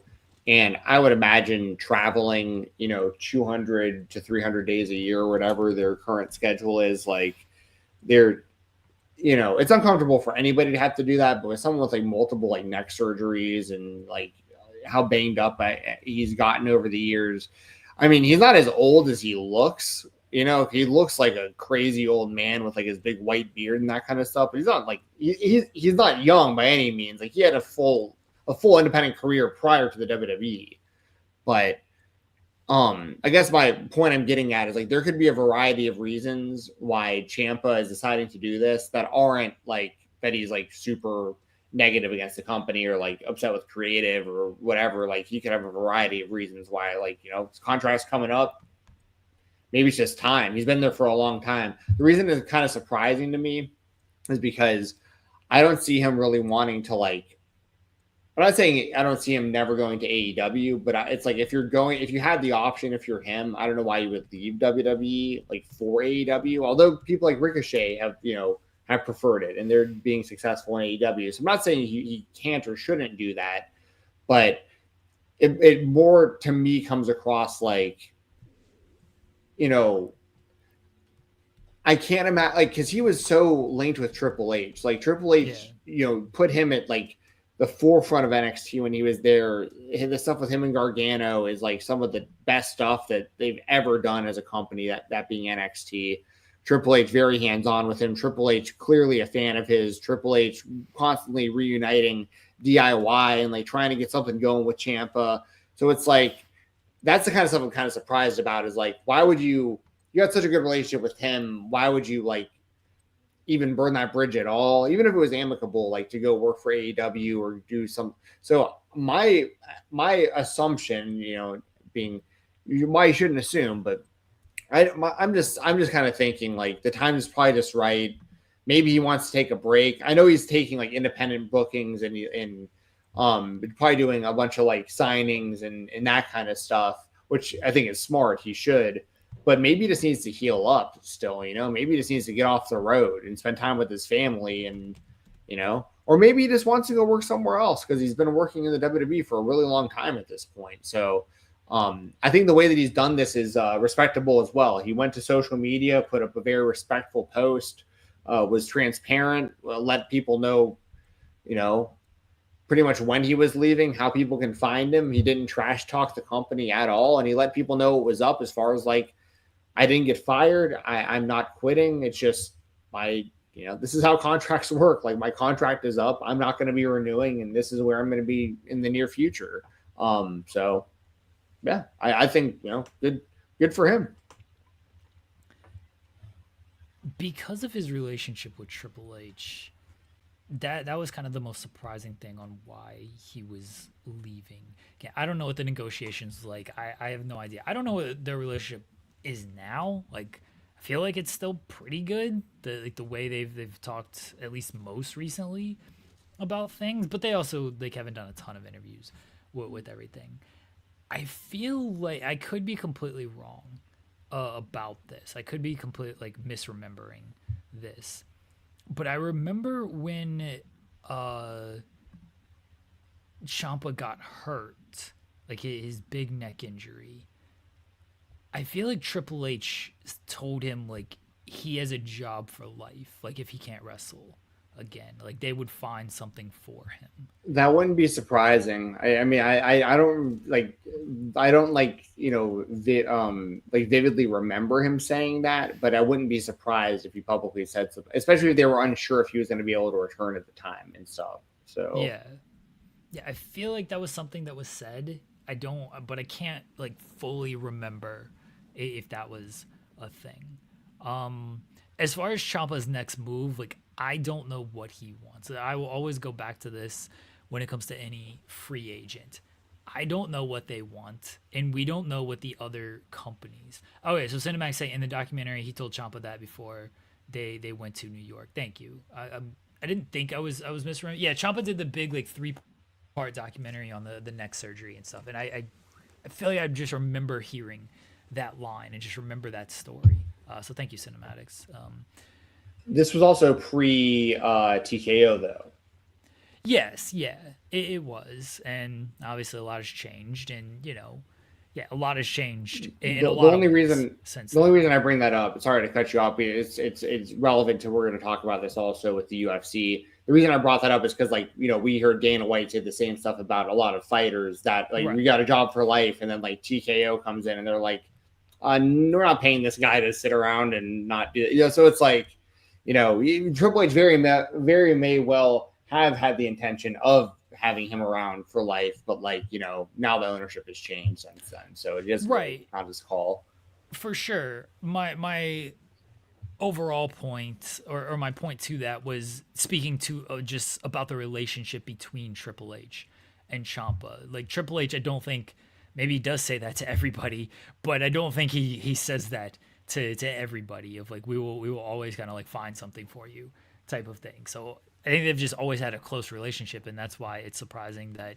it would end, at least for now, like this. Again, I don't know what Ciampa wants moving forward. I don't know what other companies want moving forward. Does AEW want him? Obviously, I think they could find a spot for him, but they brought in a lot of new talent this year. So where is he going to slot in with all of that? Does he want to go to AEW? Does he want to travel and be on the road? Does he want to work that style with his injuries over the years and everything? I don't know. Does he want to go to Japan and possibly do something there? Would he be fine just going in TNA and working, a few times a week or a few times a month, and getting paid hopefully decently with their new TV deal and everything? I don't know what Ciampa wants, and I don't know what these other companies want. And as fun as it is to think about, oh, he'd be great here and he'd be great here, like I'm not gonna get mad if he doesn't end up in this. Oh, this is a slam dunk for AEW. How can they miss on Tommaso Ciampa? Like, again, they might want something different. He might want something different. That's fine. I just hope whatever he does next, whether it's wrestling, whether it's something else, like he finds happiness with that. Well, I'd imagine he has plans to wrestle soon because I think I saw something about him like trying to trademark like Psycho King or like some other monikers.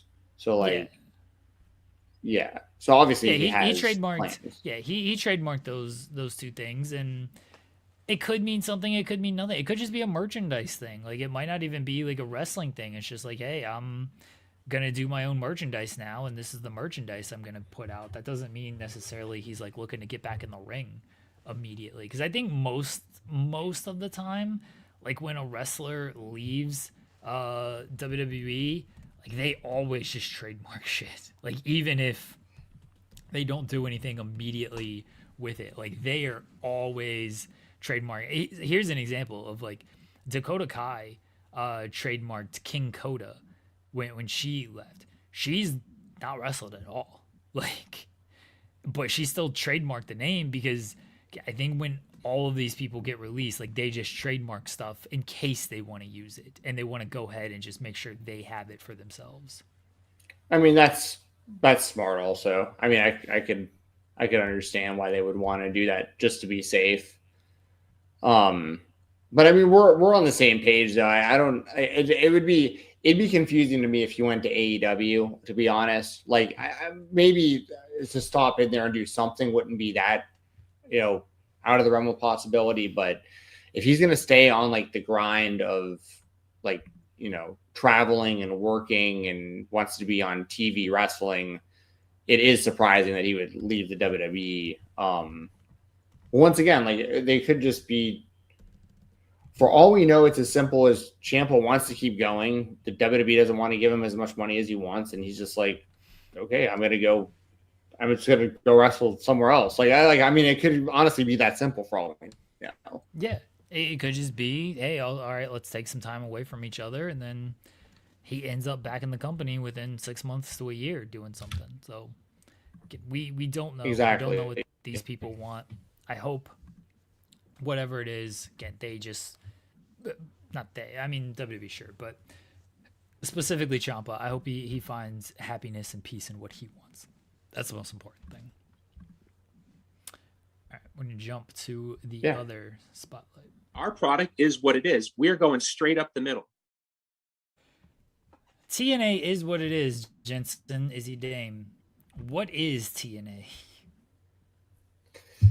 So I would highly recommend on the Fightful post show with me, Cresta, and Joel this past Saturday night, right after Genesis, the last half hour or so of our review is pretty much a rant about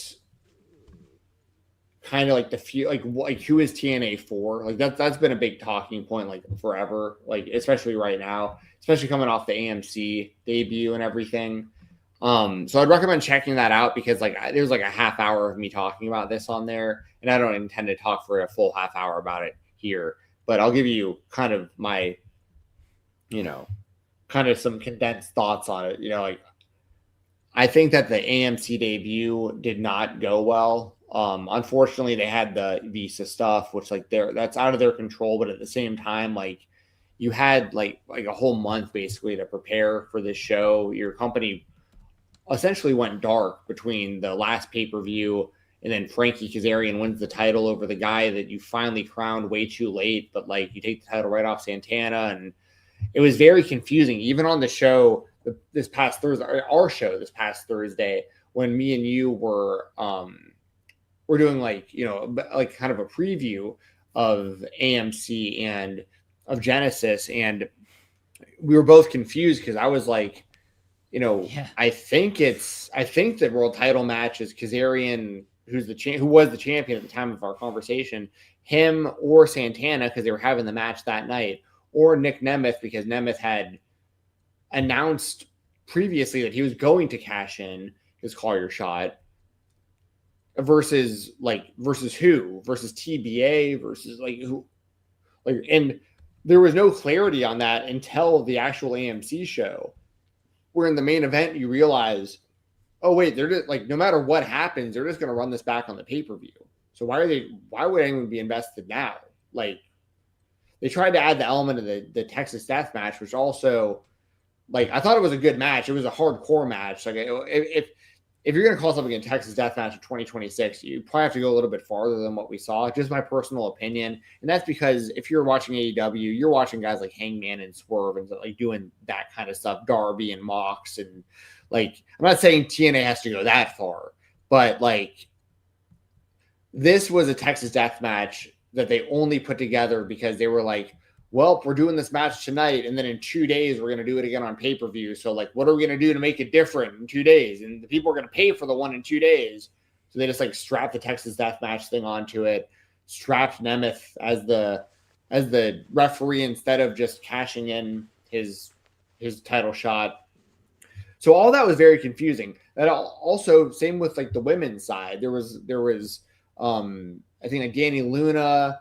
There was a few key women that like could not be at the AMC show and or on the pay-per-view. Obviously, the big one was Leon Slater not being able to be there, the X Division champion. There was a lot revolving around him being on that show.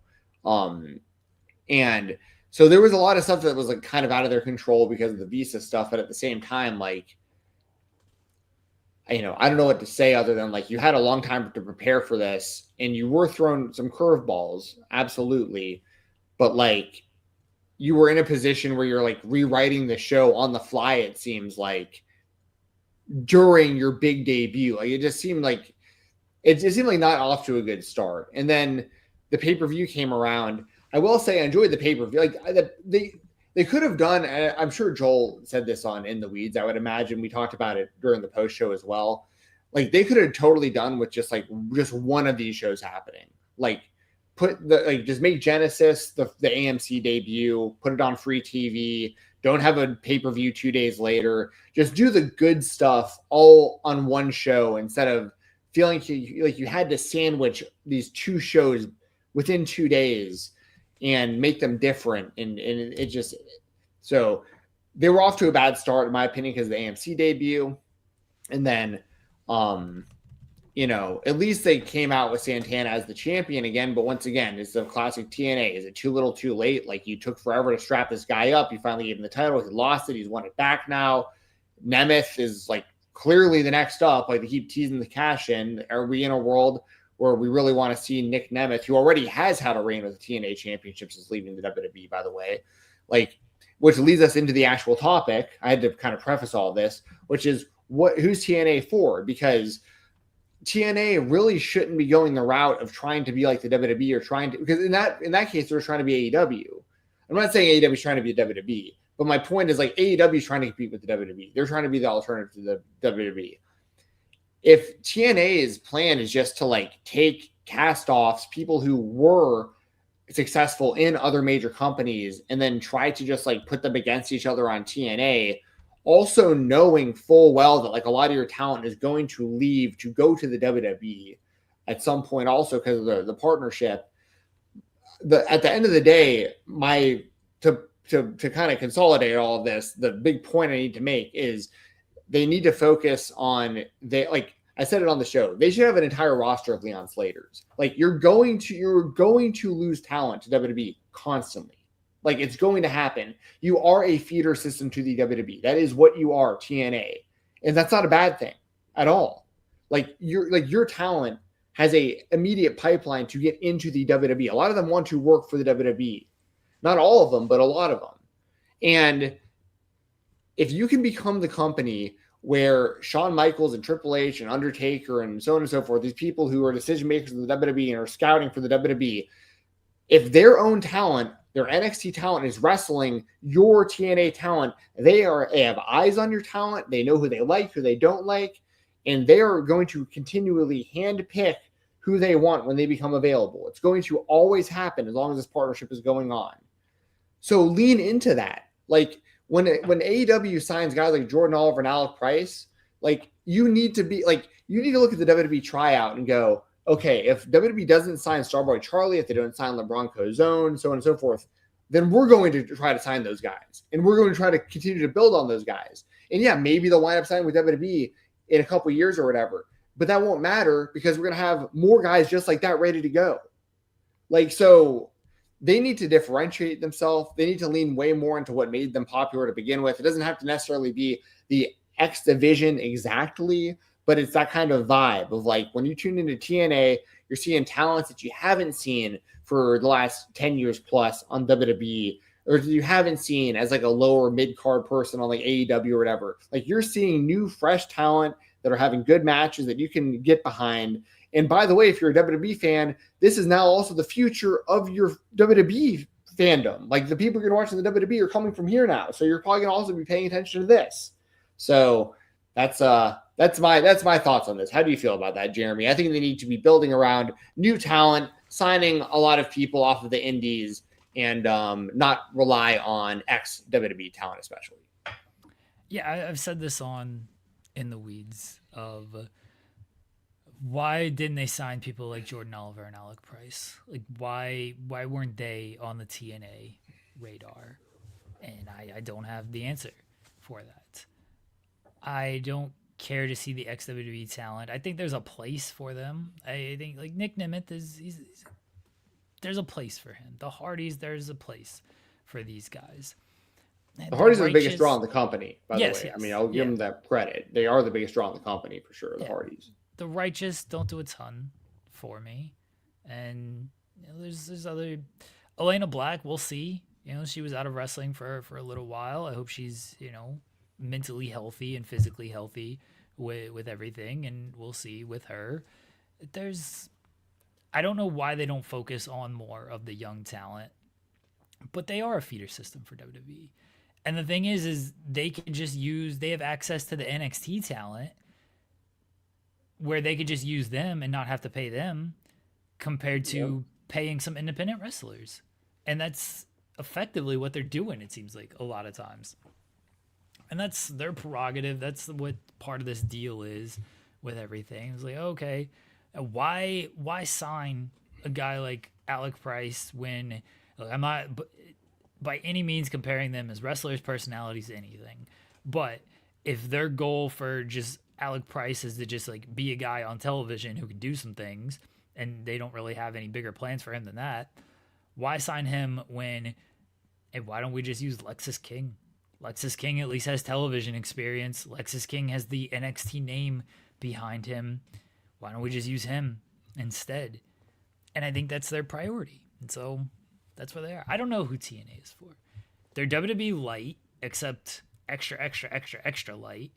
And there's already 20 WWE brands, if you want to count like Evolve and Main Event and all this stuff. So nobody wants to watch that.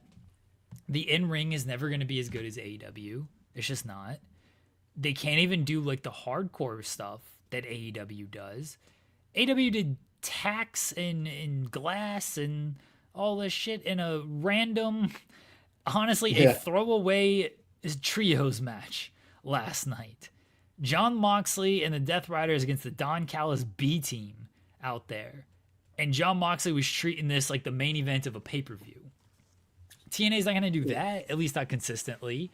So they don't have a great path of, all right, what are you going to be? So focusing on the younger talent should be it, or just be the most absurd promotion ever. And by absurd promotion, I mean be like Lucha Underground or WSX. Like be like that absurd to where this is something different that you're definitely not going to see anywhere else. Yes, WXS, back when they put like a piranha cage outside the ring, exploding like coffins and stuff, live music. That was wild. Those were some. I was in college during WSX. I remember watching that in my dorm room with my friends on MTV. That's wild. Also, you mentioned the Death Riders match. I will say this. Shout out to Lance Archer, who I'm always defending out here because the guy never gets used and they don't ever do anything with the guy. But like anytime he has a match like this, it's just badass. The guy's out there just chokeslamming people through everything. Like that's exactly what I want to see when I see a guy like that, by the way. A guy who's that athletic, who can move around, who's that size, who's willing to just toss people through everything, like in professional wrestling. Like I don't know how you don't do more with that guy. So I know you mentioned it was essentially a throwaway match, but I thought the match it was actually a pretty good match, and I want to see, more of a. I like the dynamic of like Mox with Yuta and Garcia, like those guys teaming together. We haven't really seen like them as a trio. I don't think the three of them before. I thought it was good. Also, Claudio coming out of nowhere to like grab the crutch and do that jump off the stage was that was awesome. So babyface Death Rider is basically where we're at now. It seems like so. Yeah. All right, our final topic of the day: UFC is back. UFC 324 this weekend. Unfortunately, took a pretty big hit with no Amanda Nunes against Kayla Harrison. But Sean O'Malley is on the card. Patty Pimblett against Justin Gaethje is the main event. It's the first show on Paramount Plus. It is at 9 o'clock instead of 10 o'clock. What are your thoughts on just the UFC being back and the Paramount Plus deal? Now Fighter Pay has become an even bigger deal. I mean, it's always been a big deal, but Justin Gaethje has really called it out. Connor even mentioned it of like he's apparently, I don't know what to believe when it comes to Conor McGregor, but he's saying that his contract is void and he has to renegotiate a new contract because a lot of his money came from pay-per-view, and with no pay-per-view, where's my money coming from? So, yeah, your thoughts on all this though, Jensen? Yeah, when it comes to the contracts, that's happened in other sports though, where like, happened in WWE. Yeah, right. Good point. I mean, they're not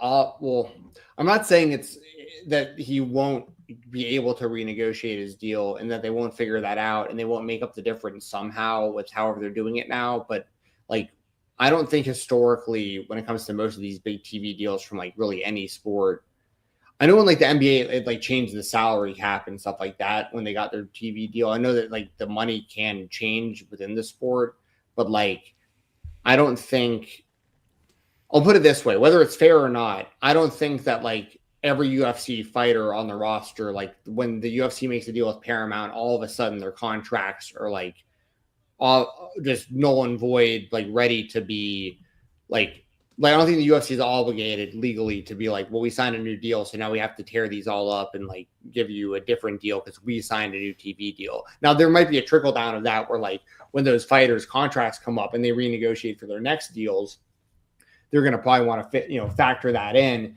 and want more money, or they might have to like increase like the bonuses and stuff like that, to make up for the difference or something like that. But on the flip side, to be completely fair, the UFC holds all the power, which isn't good. It's very unfair, as a matter of fact, because in the UFC, like realistically speaking, if you sign a 5-fight deal with the UFC, they can literally, they're allowed to tear up your contract out whenever they want. Like they don't have to fulfill your 5 fights. But if you want to fight anywhere else, you can't for 5 fights. Like you're locked in, but they can cut you whenever. So like they're very one-sided contracts. So I do hope that the fighters do figure out how this is going to work for them with the new deal and no pay-per-view essentially. I assume they're getting some sort of cut of the streaming, but I don't know what those numbers are actually going to look like compared to pay-per-view. No one does yet. So, and Connor is an anomaly. He's a special case, obviously, because when he's on pay-per-view, the numbers are so much different than when anyone else is on pay-per-view. Like, so if he was getting a big cut of that and not going to get it with Paramount, he's just not going to, there's no way he's going to fight until he gets that figured out. That said, as far as the actual card this weekend, it is good to have the UFC back. They've been gone for the last month plus, or whatever it's been. As somebody who likes to put a little action on the fights, I do miss being able to do that. So I'm glad that's going to be back this Saturday. I'll be sweating out the unders on all my picks. I won't get into all my details there, but I'll be sweating them out all night. But I like watching the fights. And it's unfortunate with Amanda Nunes and Kayla Harrison, because I've seen some fans kind of like bullying or trying to bully Amanda and be like, still fight. You said you were going to come back and fight. You've been training to fight. Still fight. Like you should just fight Amanda Serrano, or you should fight this person or that person. If I'm Amanda Nunes, I don't even listen to any of that. It's like I'm the greatest female fighter of all time for sure.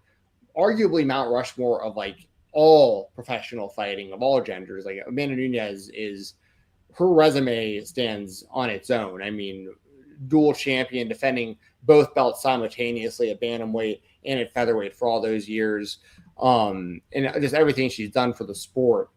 And she retired. She has no reason to come back and fight. The only reason she's coming back is specifically because of it being Kayla Harrison with the championship. Because the two of them used to train together. They have history. They're friends with one another, but it's like a really competitive friendship. And Amanda's coming back to see if she can beat the true champion who is now holding the title she never lost. Like when Amanda retired, she didn't retire off a loss. She retired with the belt. So that one specific fight makes sense for Amanda to come back and do this. But for her to put her legacy on the line in any way, shape, or form against anyone else doesn't make any sense. So I totally agree with Amanda sitting out and waiting for Kayla. The only problem, of course, is that Kayla is dealing with a neck injury and she could be out for a very long time. So, we'll have to wait and see with all of that. Justin Gaethje and Patty Pimblett, I think it's going to be a good fight. I think Gaethje's going to win, but I mean, you can't count out Patty. It's a very intriguing fight for both of them. And I did think it was interesting that Justin Gaethje has been as public as he has been about his contract recently. That's a whole other can of worms to get into because his manager is Ali Abdelaziz, who I very much dislike. But where's the disconnect? Like, did Gaethje? The UFC is claiming that they offered Gaethje a new deal.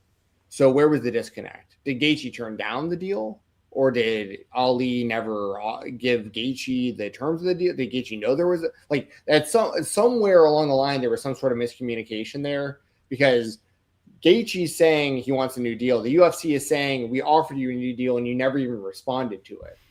So what's happening there? So that needs to get figured out for sure. And I wouldn't be surprised if Ali was up to something. That guy, look into the history of Ali Abdelaziz if you guys want to. But yeah, anyways, that's kind of in a nutshell my thoughts on everything. I'm glad the UFC is coming back, and I think fighter pay is going to continue to be a big topic of discussion, especially because of this new Paramount deal. I don't think anything's going to happen with the fighter pay, unfortunately, because these guys are just going to keep fighting and they're going to keep getting what they're getting. I mean, Dana claims that they can have the numbers down to within. He said something of we have guys who have the numbers down to within just a few percentage points of what it would have been if it was on pay-per-view. And of course Dana is going to say these things. I mean, I assume they would have the streaming numbers from Paramount, unless it's AEW and HBO Max, where apparently not even Tony Khan can get those numbers from HBO Max. But I would assume Dana can get those numbers from Paramount, and then it would be pretty easy to say, oh, okay, this person headlining the card did this many streams, this person headlining the card did this many streams. That's effectively how we're going to pay you as pay-per-view points. I don't know if you can fully convert that into what their conversion system is. I don't actually think they have this all figured out, mind you. I think Dana's just speaking because he's Dana. I mean, Dana was asked about increasing fighter pay or increasing bonuses, and he's like, well, I don't have a number for that. It's the show is in 2 days. You said that's a whole other conversation in itself that it would be too long to get into. But Dana White isn't he's checked out. He's not this Dana White is not at all the Dana White that we grew up on watching promote the UFC. The guy who was good and bad. Well, yeah. Well, so the main reason I think is because there's nothing now the UFC is kind of they're in this really good safe spot, and Dana is filthy rich now, and they're not in this position where they have to fight to get the sport sanctioned all over the place anymore. They don't have to fight to get a TV deal or keep it off of pay-per-view or deal with senators calling it human cockfighting. They're good. They're as the kids say, they're Gucci. Dana is generational wealth. He's not even thinking about the UFC. He's spending most of his time trying to build Power Slap, which is a whole I don't think that sport should even exist, but like that's another side topic. But like he's busy doing that, and he's especially busy working on Zuffa boxing and his relationship with the Kingdom of Saudi Arabia and what they're doing over there. So like that's what Dana's really focused on. So like I'm not surprised at all at this point when like he's asked questions that have to do with really anything UFC related. I don't think he's honestly like he's only at this point I think attached to it because as a part of the sale and the way the TKO is structured, they needed Dana in that spot up until recently. I don't think the UFC needs Dana anymore. I don't think that Dana needs the UFC. I would imagine Hunter Campbell or one of those guys who's been working kind of under Dana for a long time will kind of become the Dana. I don't know what the timeline of that is, but like I wouldn't be surprised at all if Dana kind of bowed out and focused mainly on Zuffa boxing like pretty soon. Like he seems he kind of just won at the end of the day. Like everything he fought against, they've conquered, and he has, like he has more money than he could ever spend. It's like, what now? Just go build the new thing. I kind of think where he's at. I'm glad Dana White has all of this money for just speaking and never fighting, while the fighters are begging to get $100,000 bonus instead of $50,000 bonus. I mean, that's been kind of the big underlying kind of issue or talking point this entire time. But I mean, ever since UFC is really, or especially since the UFC became more and more like mainstream and started getting like, especially going back to like obviously they had like the Spike TV deal with like the Ultimate Fighter and stuff like that. But like really once they got like the Fox deal, that's obviously humongous. They get the ESPN deal, that's even bigger. And now they just signed for, $7 billion with Paramount. And all along the way, there's still some people on that roster who are getting paid like $10,000 total to fight or something. You know what I mean? So it's like, that's not everybody, but like the lower card fighters are not making a lot of money. And the upper card fighters are now going to have to figure out how this is going to work, because if a lot of them were counting on pay-per-view points, and because obviously like, $10 a month or whatever for Paramount is not the same. It's not the same as spending, $80 per pay-per-view is what they were charging. So obviously there's a huge cut there, but then you're trying to make it back on the fact that way more people are going to have Paramount subscriptions that are going to pay for pay-per-view. So you're hoping, you get way more at 5 or 10 a person than you do at 80 a person. So it's like, but how does that get balanced and move over to the fighters? I do expect them to up, at the very least, I think they should up the bonuses, like to where like, at the very least, I mean, just something in good faith of like, we're aware that we have way more money now than we did before. So here's us giving you some of it. But yeah, I don't know how contractually that's. It was pretty surprising though, because Justin Gaethje doesn't really talk about his money publicly like that. Like I don't think he really ever has. And I've been following his career since he was back when he was in World Series of Fighting. I was watching that guy that long ago. I mean, and Gaethje is now kind of like backing off of his comments. He was asked about it at the press conference, and he said he didn't want to talk about it. So I don't know if like he. Yeah, because he probably found out that the UFC probably did offer him something, and Ali probably fucked it up, and now he's publicly trying to figure out what's going on. Possibly. I could be totally wrong. I'm incredibly biased against Ali Abdelaziz, so like that might just be on me for making assumptions. I used to cover MMA. Let's put it. I covered MMA for a long time before I was in like this pro wrestling game. I was in the MMA game, so. Yeah. I have my reasons. Let's put it that way.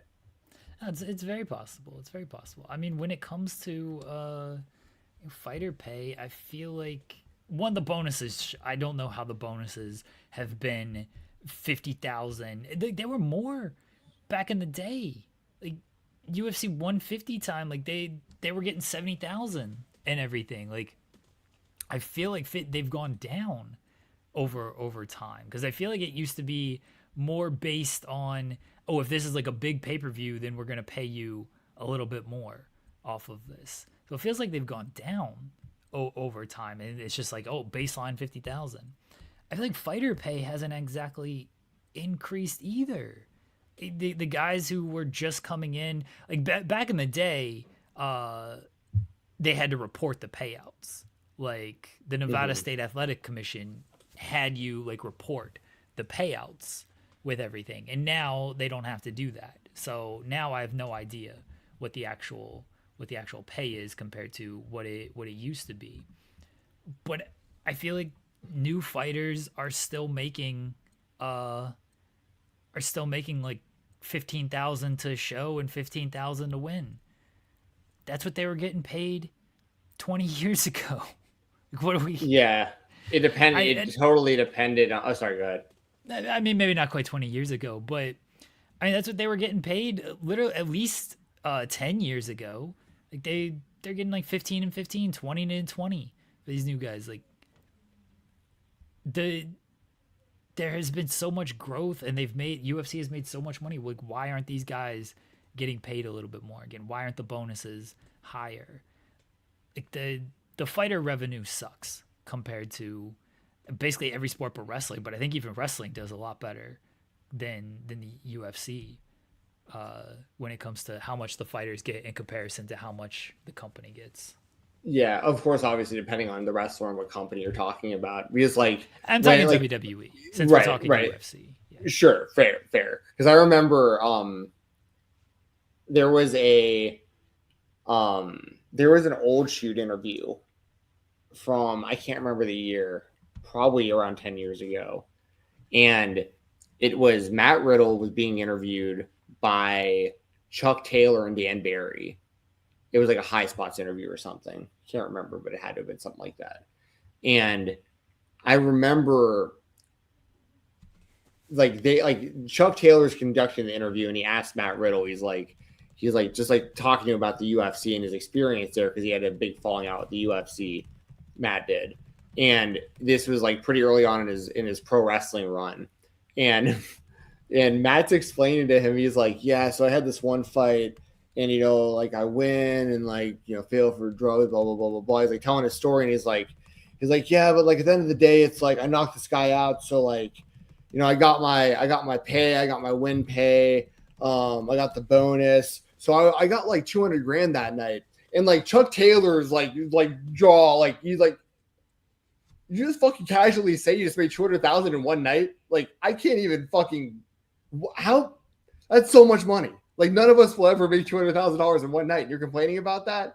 And Riddle's kind of having to explain, though. He's like, well, yeah, $200,000 sounds pretty awesome, but, like, I train all year, and pretty much all that money is, like, it gets taxed. Then I have to pay my gym. Then I have to pay this person and that person. Like, man, I get $200,000. I actually walk away with, like, $50K. And it's like, that's cool, like, $50K, but, like, I got to still fight, like, twice a year to make, like, regular money. And it's like, when you start breaking it down like that, you know what I mean? Because what we're talking about is, like, their actual pay, but, like, it's so much less than what we're even saying, because they're paying back so much of that after they fight that they actually come out with, like, half, if not less than half of the money we're talking about.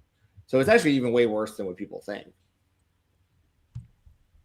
It's all terrible. They should all get more money. They should all get more money. We should get more money. Thanks, Josh D from CT, giving us more money. Great listen to the commute. On the commute. Yeah, we appreciate you. We appreciate everyone who tuned in for the show today. I think that's pretty much all I've got, I think. I think we covered everything. Anything left from you, Jeremy? No, I'm good. Okay. I'm good. Awesome. Jensen, let everybody know where they can find you at. You can find me on X at @FightTalk_. Looks like we have some people who joined us for the first time tonight. And if you enjoyed the show, which it looks like we got some pretty good feedback, please leave a thumbs up if you like the show. And please subscribe. And we're live every Thursday night. A lot of the time we have guests as well. I've been too busy with my shoot job to even think about trying to book a guest this week, but we'll try to have someone on next week. If you're new to the show, we usually have like an independent wrestler on here that we interview, or someone in like the content creation space, like a YouTuber or like streamer or something, or like a promoter, indie promoter, that kind of stuff. So like we usually have interviews for y'all as well. So if you're new, you can look forward to that also. And check out the back catalog of all the episodes here on Fightful Overbooked. And then the first couple of years of the show are on the main Fightful YouTube channel also, if you want to see old interviews. And I'd highly recommend, especially, for people who are newer that are just now kind of discovering some of the newer talent that's being signed, guys like Adam Priest, guys like Alec Price and Jordan Oliver and that kind of stuff. We've interviewed a lot of these people over the years on this show. And so if you kind of want to know kind of where they came from, because part of the problem for us, and I talked about it last week, at least for this show, I don't think you guys have quite the same problem for In the Weeds, but like when it comes to this show and me booking talent and stuff, usually what happens is they get signed and then they send me a really polite message about why they can't do the show anymore. Yeah. So I don't know if we'll ever get Alec back again. I hope we could. I did send him some messages congratulating him, and I know a lot of people were messaging him over the last week. Alec has been great to us, and I would love to get him back on sometime. But if he can't do it again, I totally understand. That's like the bittersweet. Like, it's a great feeling though, where it's like you're almost like a proud parent. It's like the person you were rallying behind went off and got signed. You're not allowed to talk to him publicly anymore, but they've made it. And now we have a whole new group of people that are on the come up that we can do that for next, or help along their journey. I'm not going to take any credit for their success, but you know what I mean. Give them a little bit of a platform kind of before anyone cares about them too much. And then now the whole world cares about them. Go find out where they came from. Cinematics, appreciate you saying he became a fan of this show. I know you're in the Weeds chat every now and again, so appreciate you, Cinematics. He does ask if we have any predictions for the NFL games this weekend. I predicted Patriots and Rams to start the playoffs. I got no reason to go off of that, so that's what I'm going to stick with. That was a good prediction. I took 49ers, Patriots when we made our predictions. I'm going to stick with the Patriots. I'm going to say the Patriots win the whole thing now. I had taken the 49ers because they had gotten hot, and I thought McCaffrey can always take the game over. But I'm going to stick with the Patriots. I think you're right. Rams, Patriots, and I will take I'll take the Patriots to win the whole thing now. That's my prediction. I think Skol Vikings. I'm a Minnesota Vikings fan. If you're new to the show, I'm a lifelong diehard fan of the Minnesota Vikings. So keep that in mind. We talk about that a lot here. Yeah, I mean, the Patriots, they get Jared Stidham when it comes to facing the Broncos. So, that's a good break for them. The easiest schedule in the league is the big knock on the Patriots. But hey, you only beat who's in front of you, and if they win one more game, they will be in the Super Bowl. So the championship banner doesn't say who you beat, it just says you won. That's all that matters. For sure. I just want to see the Vikings do that at least once. I mean, especially, before I die, but especially before, my dad. Like, my grandpa never got to see it happen. It's generations of Jensens at this point. We're just sitting here just hoping they do it at least once. But it is what it is. Also, it's worth mentioning, I'm very interested to see, like, it would be wild if the Broncos somehow figured out a way without Bo Nix, but what an unfortunate, just a freak injury at the worst time ever for that to happen to them. That's such a bummer, but it is what it is. I'm going to stick with the Patriots. Easy Dame. Appreciate you. SP3 in the chat. Yeah. SP3, a good friend. Good to see you, man.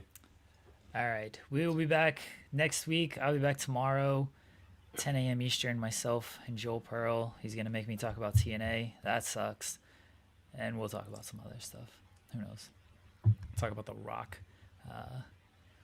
The Rock returning as well, which would be very fun.